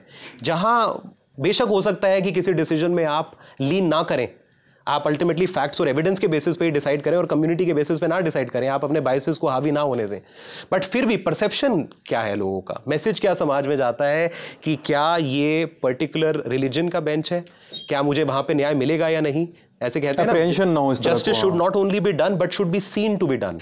यहां पर तो I think it's very very improper what that जज has done. And to just connected to your question, मुझे नहीं लगता कि जजेस को पब्लिक लाइफ में, ये तो बहुत ही एक्सट्रीम पोजिशन है, कई चीज़ों पे पोजीशन नहीं लेनी चाहिए। फॉर एग्जांपल इलेक्टोरल बॉन्ड का जैसे कोई क्वेश्चन है या और कोई क्वेश्चन है जो कोर्ट के सामने आ सकता है कल को, जो कोर्ट को डिसाइड करना पड़ेगा। अगर कोर्ट ने उस पर पहले ही व्यू ले लिया है पब्लिक प्लेटफॉर्म्स पे, सोशल मीडिया पे, तो आपने बेसिकली अपना माइंड दे दिया। फिर जब आप उस मुद्दे को सुनेंगे, पार्टीज की बहस सुनेंगे, तो सबके दिमाग में यही चीज चलती है कि आप तो व्यू ले चुके हैं, आप अपना मन बना चुके हैं इस इशू पे। तो जजेस को नॉर्मली अपने जजमेंट से बात करनी चाहिए और केसेस डिसाइड करने चाहिए, ना उनसे पहले इश्यूज पे बात करनी चाहिए और ना अपने जजमेंट्स को नॉर्मली जस्टिफाई करने की जरूरत पड़नी चाहिए। एक सवाल मेरा इसमें, आप जब इतना खुल के बता रहे हैं, मैं पूछ लेता हूँ। जैसे आम दर्शक के तौर पे या जर्नलिस्ट के तौर पे हमारा देखने का नज़रिया अलग हो सकता है, आप एज अ वकील या फिर एज अ एक्स जज आपका नज़रिया अलग होगा। सीजीआई चंचूड़ के कार्यकाल को आप लोग कैसे याद रखेंगे, कैसे देखेंगे कि ये एक सीजीआई हुए अमंग द ऑल सीजीआईज? मेरे हिसाब से ये बड़ा ही मिक्स्ड बैग है जो उनका कंट्रीब्यूशन रहा है। कुछ बड़े अच्छे निर्णय भी उन्होंने प्रोग्रेसिव दिए हैं कई जगह पर, बट हमें लगा कि he went far but he did not go far enough. मैं जुडिशियल डिसीजंस की बात कर रहा हूँ। फॉर एग्जांपल, अब स्पेसिफिक्स पे आ जाते हैं क्योंकि जनरल कमेंट करना थोड़ा आसान है। इलेक्टोरल बॉन्ड का ही जैसे इशू है, अब इलेक्टोरल वाले बॉन्ड के इशू पे आपने एक व्यू लिया कि अनकॉन्स्टिट्यूशनल है, ये डेमोक्रेसी के अगेंस्ट है जी, बट आप रुक गए वहां पर। आपने जहां तक बात आई, क्योंकि एविडेंस कुछ कोर्ट के सामने रखा गया था कि लग रहा है कि क्विड प्रो को है, कि जिस किसी ने कंट्रिब्यूशन दिया है उनके खिलाफ इन्वेस्टिगेशन फायदा पहुंचाया, बंद किए गए हैं। और उस केस में मेरे हिसाब से एज अ जज, as a lawyer, as a student of law, investigation का केस तो बनता था कि आप देखें कि ऐसा कोई क्विड प्रो को रिलेशनशिप है। उन्होंने टिप्पणी भी की थी कि हम चेक करेंगे कि ये क्विड प्रो को तो नहीं है, लेकिन उसमें कई सारे एलिगेशन लगे, उसमें कुछ हुआ नहीं जी। और इन्वेस्टिगेशन, देखिए इन्वेस्टिगेशन होनी चाहिए, बड़े सीरियस एलिगेशन हैं और वो टाइमिंग्स कई केसेस में सस्पेक्ट है प्राइमा फेसाई, तो वो मुझे लगा कि इतना ज़्यादा नहीं हुआ। प्लेसेस ऑफ वर्शिप एक्ट से रिलेटेड जो कुछ कमेंट्स आए, खासकर वो 19 वाला जजमेंट जिसके बाद वो एक पेंडोरा बॉक्स खुलता है। दुष्यंत दवे ने एक्सप्रेस में अपने आर्टिकल में लिखा भी था कि जो साल 2019 में आता है अयोध्या और राम जन्मभूमि का जो टाइटल सूट था, उसमें जो प्लेसेस ऑफ वर्शिप एक्ट को लेकर जो पेंडोरा बॉक्स खुलता है उस जजमेंट के बाद से, उसके बाद ही अदालतों में इतने सारे पिटिशंस पहुंचते हैं। तो वो एक मुझे लगता है वो उस लॉ के अगेंस्ट भी था और कॉन्स्टिट्यूशन की स्पिरिट के अगेंस्ट भी था। सेक्युलरिज्म जो है वो बिल्कुल एक ऐसा है जो हमारे पूरे कॉन्स्टिट्यूशन के हर आर्टिकल में से निकलता है। It's a very inalienable part of the constitution. और मुझे लगता है कि उस समय वो जजमेंट में, उस ऑर्डर में, उस टिप्पणी में जो अनफोर्सीन कॉन्सिक्वेंसेस थे कि इतने सारे सूट्स पूरे हिंदुस्तान में शुरू हो जाएंगे, या तो उसको डिसरिगार्ड किया गया या इतना उसके अंदर थॉट प्रोसेस नहीं लगाया जो लगाना चाहिए था। और I am very glad that now the Supreme Court has put an end to those suits, that no further suits would be filed and no progress would be done until this issue is decided by the Supreme Court. मैं एक जिज्ञासु बालक की तरह आपसे पूछता जा रहा हूँ, आप बता भी रहे हैं, इसी कड़ी में एक सवाल और जोड़ लीजिए। जैसे चीफ जस्टिस तमाम सार्वजनिक मंचों पे या फिर जो बड़ी गैदरिंग्स होती है उसमें मुलाकात होती रही, लेकिन चीफ जस्टिस ऑफ इंडिया का और प्राइम मिनिस्टर ऑफ इंडिया का व्यक्तिगत मुलाकात घर पे करना, उसको ये जुडिशियल सिस्टम कैसे देखता है? देखिए, if you ask me, I think it's very improper.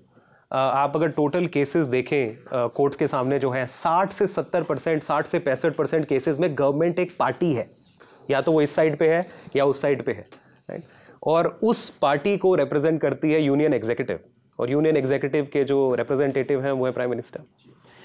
तो it is almost like being seen with one of the parties before you in 60% of your cases. आप अच्छा, and ultimately what is the message that goes to the ordinary person कि अगर आपका government के खिलाफ कोई मुकदमा है, मैं ये नहीं कह रहा कि डिसीजन में क्या होगा क्या नहीं होगा, मैं सिर्फ परसेप्शन पे हूं और प्रोप्राइटी पे हूं, क्योंकि कॉन्फिडेंस जो लोगों का है सिस्टम में वो बहुत जरूरी है। कॉन्फिडेंस के बेसिस पे ही जस्टिस सिस्टम चलता है। जजेस के पास ना ही, किसी ने बोला है, ना ही पर्स है ना ही स्वॉर्ड है। हम ना एग्जीक्यूटिव हैं, हम ना लॉ मेकर हैं। We only survive because people trust us and have faith in this institution. We only survive because of people's faith. We do not have power of money or the power of punishing people. We are just people who sit with our law books and decide cases. तो इस confidence को कहीं ना कहीं बहुत हानि पहुंची है उससे। लेकिन इसमें मैं क्योंकि चंद्रचूड़ को लेकर बात नहीं हो रही है, सीजीआई के ऑफिस को लेकर बात हो रही है। तो सीजीआई ने बाद में एक इंटरव्यू में, शायद इंडियन एक्सप्रेस के इंटरव्यू में जब उनसे पूछा गया, तो उन्होंने कहा कि न्यायपालिका और कार्यपालिका, एग्जीक्यूटिव बॉडीज और जुडिशरी की इस तरह की मीटिंग्स होती रहती हैं और होती रहनी चाहिए, इनमें कोई गलत नहीं है। हमने एक वो इनफॉर्मल सा मीटिंग, ऐसा नहीं है कि पहली बार हुआ हो, देश में होता ही रहा है। मतलब ये सीजीआई के चंद्रचूड़ के यहाँ से आया हुआ बयान था इस पूरे मुद्दे को लेकर, क्योंकि इस मीटिंग को लेकर, चूंकि ये दर्शकों को भी नहीं पता होगा, उस प्रोफाइल में इसको काफ़ी प्रमुखता से लिखा गया था। फिर कई जगह, इवन पॉडकास्ट में और एक्सप्रेस के इंटरव्यूज़ में उनसे बार बार सवाल पूछा गया था, तो इस पर उन्होंने ये क्लैरिफिकेशन दिया था। देखिए, मैं थोड़ा सा इससे इत्तेफाक नहीं रखता हूँ इस एक्सप्लेनेशन से। रीज़न ये है कि आप ऑब्वियसली एडमिनिस्ट्रेटिव साइड पे आपको इंटरेक्ट करना होता है कई बार एग्जीक्यूटिव से, इंफ्रास्ट्रक्चर को लेके, बजटिंग को लेके, और वो मीटिंग्स होती होंगी, but there is absolutely no reason कि इस तरह की कोई मीटिंग पब्लिकली टेलीवाइज हो। मुझे नहीं लगता उसमें क्या सोशल पर्पस है। अब मैं उस इंक्वायरी में नहीं जाना चाहता who called the media and so on, but ultimately it was clear that it is being filmed and it would be televised. And ultimately मैं उस बात पे वापस आ रहा हूँ कि कॉन्फिडेंस क्या है। एक लिटिगेंट को ये नहीं लगना चाहिए कि कोई भी जस्टिस जो है that is leaning in one way और द अदर और हैज फ्रेंडशिप और some affinity, no matter what the decision. या टॉप जुडिशरी बॉडी के जो रिप्रेजेंटेटिव है, जुडिशियल फैमिली के जो हेड ऑफ द फैमिली है, उसके खिलाफ कोई मत बने या उसके लिए कोई एक परसेप्शन बन जाए आपका ना। हाँ, वो कौन है? नीरज। हाँ नीरज, बताना। नमस्ते सर, मेरा नाम नीरज है। मेरा सवाल आपसे कानून की भाषा को लेकर है। किसी भी देश के किसी भी थाने में या पुलिस स्टेशन में दर्ज एफआईआर से लेकर किसी भी ऑनरेबल कोर्ट के फैसले की बारीकियाँ या उसकी प्रोसीडिंग की जानकारी लेना हो, तो वो भाषा बहुत सहज नहीं मालूम देती है। तो इसके लिए क्या करना चाहिए, क्या हो बहुत बहुत बड़ी ये प्रॉब्लम है। हम लोग बात भी कर रहे थे शुरू में। बिल्कुल, और मैं इनफैक्ट मैं भी जब बात कर रहा हूँ आपसे और इसको कॉन्वर्सेशन में भी मैं भी रियलाइज़ कर रहा हूँ कि कई बार हम, क्योंकि लॉ हम पढ़ते हैं, इट्स अ टेक्निकल सब्जेक्ट। अब आप किसी न्यूरोफिजिसिस्ट को बोलेंगे कि आप एक्सप्लेन करें, डीमिस्टिफाई करें अपने प्रोसेस को, तो उनके लिए भी थोड़ा मुश्किल होगा। बट जो न्यूरोफिजिसिस्ट का काम होता है वो लोगों को ऑर्डिनरी उनकी डे टू डे लाइफ में इंपैक्ट इतना नहीं करता immediately. But law, ignorance of law is no excuse. हर किसी को लॉ, आपको पता हो या ना पता हो, अप्लाई आप पे वो करता है। किसी क्रिमिनल केस में आप ये नहीं जाके कह सकते कि ये लॉ बड़ा डिफिकल्ट टू अंडरस्टैंड है, तो आप मुझे छोड़ दीजिए, मुझे नहीं पता था, ना मैंने पढ़ा था और मैंने ये ऑफेंस कर दिया। तो इसलिए ज़रूरी है कि लॉज को थोड़ा सा सिंपल बनाया जाए। इनफैक्ट काफ़ी कंट्रीज हैं जिन्होंने प्लेन इंग्लिश एक्ट नाम का एक कानून पास किया है, जहां पे वो ये कहते हैं कि अगर आप कोई भी कानून बना रहे हैं, कोई भी गवर्नमेंट डिसीजन ले रहे हैं, आपको उसको सिंपली साधारण भाषा में ही लिखना पड़ेगा ताकि वो किसी लेमैन को समझ में आ जाए। अगर आप नहीं लिखेंगे तो आपके खिलाफ सैंक्शन लिया जा सकता है एज द लॉ मेकर और as a policy maker. Plain English act बनाया उन्होंने। तो जहां से हमने सारे कानून लिए हैं वो बहुत आगे निकल चुके हैं, जहां पे उन्होंने एक पॉजिटिव स्टेप लिया है कि लॉ को हमें सिंप्लीफाई करना है, क्योंकि अल्टीमेटली कंज्यूमर ऑफ जस्टिस जो है उसी को समझ नहीं आ रहा कि ये क्या प्रोसेस है। तो ऐसा कुछ हिंदुस्तान में भी करने की जरूरत है। वो इनफैक्ट थोड़ा सा हमारे साथ ये प्रॉब्लम है, कई बार जो कन्वर्ट होता है ना वो ज़्यादा जेलस होता है देन द ओरिजिनल पर्सन। तो हमने इंग्लिश को लेके we have taken it to the next level and overcomplicated things, but there is a need to simplify, चाहे वो लेजिस्लेशन के रूट से हो चाहे वैसे हो। But I completely agree with you. अच्छा, एक सवाल ये बताइए कि हमारे देश के एक उद्योगपति हैं, उनके खिलाफ नवंबर में अमेरिका की अदालत में मुकदमा शुरू हुआ डिपार्टमेंट ऑफ जस्टिस द्वारा। ठीक है, उद्योगपति का नाम है गौतम अडानी। मैं सवाल ये जानना चाह रहा हूँ, उनका जो अपना पक्ष है इस पूरे मामले को लेकर वो सब भी सामने आया है। देश के 2 बड़े वकीलों ने उनका रिप्रेजेंटेशन किया है। मैं ये जानना चाह रहा हूँ कि उनका मुकदमा अमेरिका में चल रहा है, क्या उनके खिलाफ कोई, क्या मतलब ये इतना प्लेन एंड सिंपल है कि भाई बाउंड्री बटी है, देश बटा हुआ है, तुम मेरा कुछ नहीं कर सकते, या उनको ये मुकदमा आखिर जाके लड़ना पड़ेगा और लड़ेंगे ऑब्वियसली वो एक इंडियन लीगल सिस्टम की बैकिंग के साथ ही लड़ेंगे, जो यहाँ के वकीलों का साथ होगा, यहाँ के कानून का साथ होगा, या क्या क्या होगा, क्या कोर्स ऑफ एक्शन क्या हो सकता है ऐसे मामलों में? बिकॉज आप इंटरनेशनल मामलों के भी थोड़े समझ रखते हैं, इस पर भी आपने वकालत की हुई है, बताइए प्लीज़। देखिए, सबसे बड़ा जो इस केस में सरप्राइजिंग एलिमेंट है वो ये है कि अगर कोई फॉरेन कोर्ट ने या ग्रैंड जूरी ने या किसी अथॉरिटी ने एक व्यू लिया है कि प्राइमा फेसाई हमें यहाँ पे लग रहा है कि ये कोई करप्शन है या कोई इस तरह का मामला है हिंदुस्तान की पब्लिक प्रोक्योरमेंट को लेके, सबसे बड़ा सरप्राइजिंग एलिमेंट है क्या एक हिंदुस्तान में इन्वेस्टिगेशन हो रही है इस बात को लेके? क्या एक फॉरेन ट्रिब्यूनल या फॉरेन कोर्ट या इन्वेस्टिगेटिव एजेंसी इस तरह की एविडेंसेस कलेक्ट कर सकती है, बट हिंदुस्तान में कोई फॉर्मल इन्वेस्टिगेशन नहीं है? तो ये सबसे बड़ी प्रॉब्लम है। क्या हम इंडिपेंडेंटली इसको हिंदुस्तान में इन्वेस्टिगेट करेंगे इंडिपेंडेंटली और उसको लॉजिकल कंक्लूजन तक लेके जाएंगे या नहीं? बिकॉज ये थोड़ा सा it's also very disturbing as an Indian कि एक फॉरेन ट्रिब्यूनल में ये सवाल आ रहा है और हम इसको इन्वेस्टिगेट नहीं कर रहे। वो कैसे अपने आप को वहाँ डिफेंड करेंगे वो एक क्वेश्चन है। हाँ। और वो उनको डिफेंड नॉर्मली करना पड़ेगा, बिकॉज अगर आप यूएस में FCPA जो कानून जो इन्वोक किया गया है उसमें काफ़ी सीरियस सैंक्शंस हैं, एक्स्ट्राडिशन के भी प्रोविजंस हैं। वो एक्स्ट्राडिशन होता है नहीं होता वो एक डिप्लोमेटिक लेवल पे बड़ी सारी बाद में कंसिडरेशंस आ जाते हैं, बट वो एक सीरियस ऑफेंस है। और उसके अंदर आप US मार्केट्स और इंटरनेशनल फाइनेंशियल मार्केट्स को एक्सेस करने पे भी बैन आप पे लग सकता है। तो वो बड़े सारे इंप्लीकेशंस हैं, तो वो कंटेस्ट करेंगे, वो वहाँ की बात है। बट हिंदुस्तान में हम क्या कर रहे हैं, हम कहाँ तक उसको लॉजिकल कंक्लूजन तक लेके जा रहे हैं? बिकॉज एलिगेशंस बड़े सीरियस हैं कि कोई कॉन्ट्रैक्ट को अगर इन्फ्लुएंस किया गया है तो क्या वो कॉन्ट्रैक्ट्स आज भी पेशकश की गई है? Even attempt is an offence. Ultimately I am not getting into facts, even if no bribery has been paid but you attempted और आपने कंस्पायर अगर किया है तो वो एक सीरियस ऑफेंस है, उसमें इन्वेस्टिगेशन तो होनी चाहिए। एंड अल्टीमेटली इंडिया के लीगल सिस्टम और इंडिया के जुडिशियल सिस्टम पर भी एक क्वेश्चन इससे अराइज होता है कि इंटरनेशनली ये चीज़ें देखी जा रही हैं और in India nothing is happening on it, right? मैं हमारे व्यूअर्स के सवाल आए हैं, 3 सवाल हैं छोटे छोटे, मैं आपसे छोटे ही जवाब चाहूँगा उन पर। पहला सवाल है कि आनंद सिंह कि पति पत्नी आपसी सहमति से तलाक ले रहे हैं और बच्चा नाबालिग है, तो पैतृक संपत्ति में बच्चे के अधिकार या हिस्से का निर्णय कैसे होगा जिससे बच्चे के बालिग होने पर विवाद न हो? देखिए, कोर्ट नॉर्मली जो डिसाइड करती है कस्टडी के इश्यूज़ और विजिटेशन के इश्यूज़, कई बार कोर्ट ये डिसाइड करती है कि एक पेरेंट जो है उसके साथ ही बच्चे की वेलबींग ज़्यादा है और दूसरे पेरेंट को सिर्फ विजिटेशन के राइट मिल सकेगा कि आप वीकेंड्स पे मिल सकते हैं या हफ्ते में 2 बार मिल सकते हैं। थोड़ा सा अनकन्वेंशनल है। कुछ कोर्ट्स ने ये भी किया कि जॉइंट कस्टडी होनी चाहिए, 3 दिन यहाँ 4 दिन यहाँ। उस पर भी बहुत कंट्रोवर्सी है कि क्या वो बच्चे की वेलबींग के लिए अच्छा है कि नहीं, क्या बच्चा अपने रूट्स डेवलप कर पा रहा है कि नहीं उस सिचुएशन में। तो कोर्ट के पास फ्लेक्सिबिलिटी होती है to decide what is best for the child and not just the custody but the education of the child, the further opportunities of the child. The court takes a decision keeping in mind the welfare of the child. Separation के समय ये clause तय हो जाएगी। ठीक है। रमेश चंद्र निषाद का सवाल है कि अगर किसी के पास 2-3 बच्चे हों और पति पत्नी एक दूसरे पर शक करते हो, झगड़ा करते हो, परिवार में कलह वगैरह हो, दोनों में एक तलाक चाहता हो लेकिन दूसरा तलाक न देना चाहता हो या न लेना चाहता हो, तो तलाक कैसे हो जब बीच में बच्चे हों? जी, तो उस केस में अगेन साबित करना पड़ेगा पार्टी को कि मेरे साथ वो क्रूअल्टी हुई है। हमने प्रोग्राम में पहले डिस्कस किया और वो सभी चीज़ें कोर्ट में साबित करनी पड़ेंगी।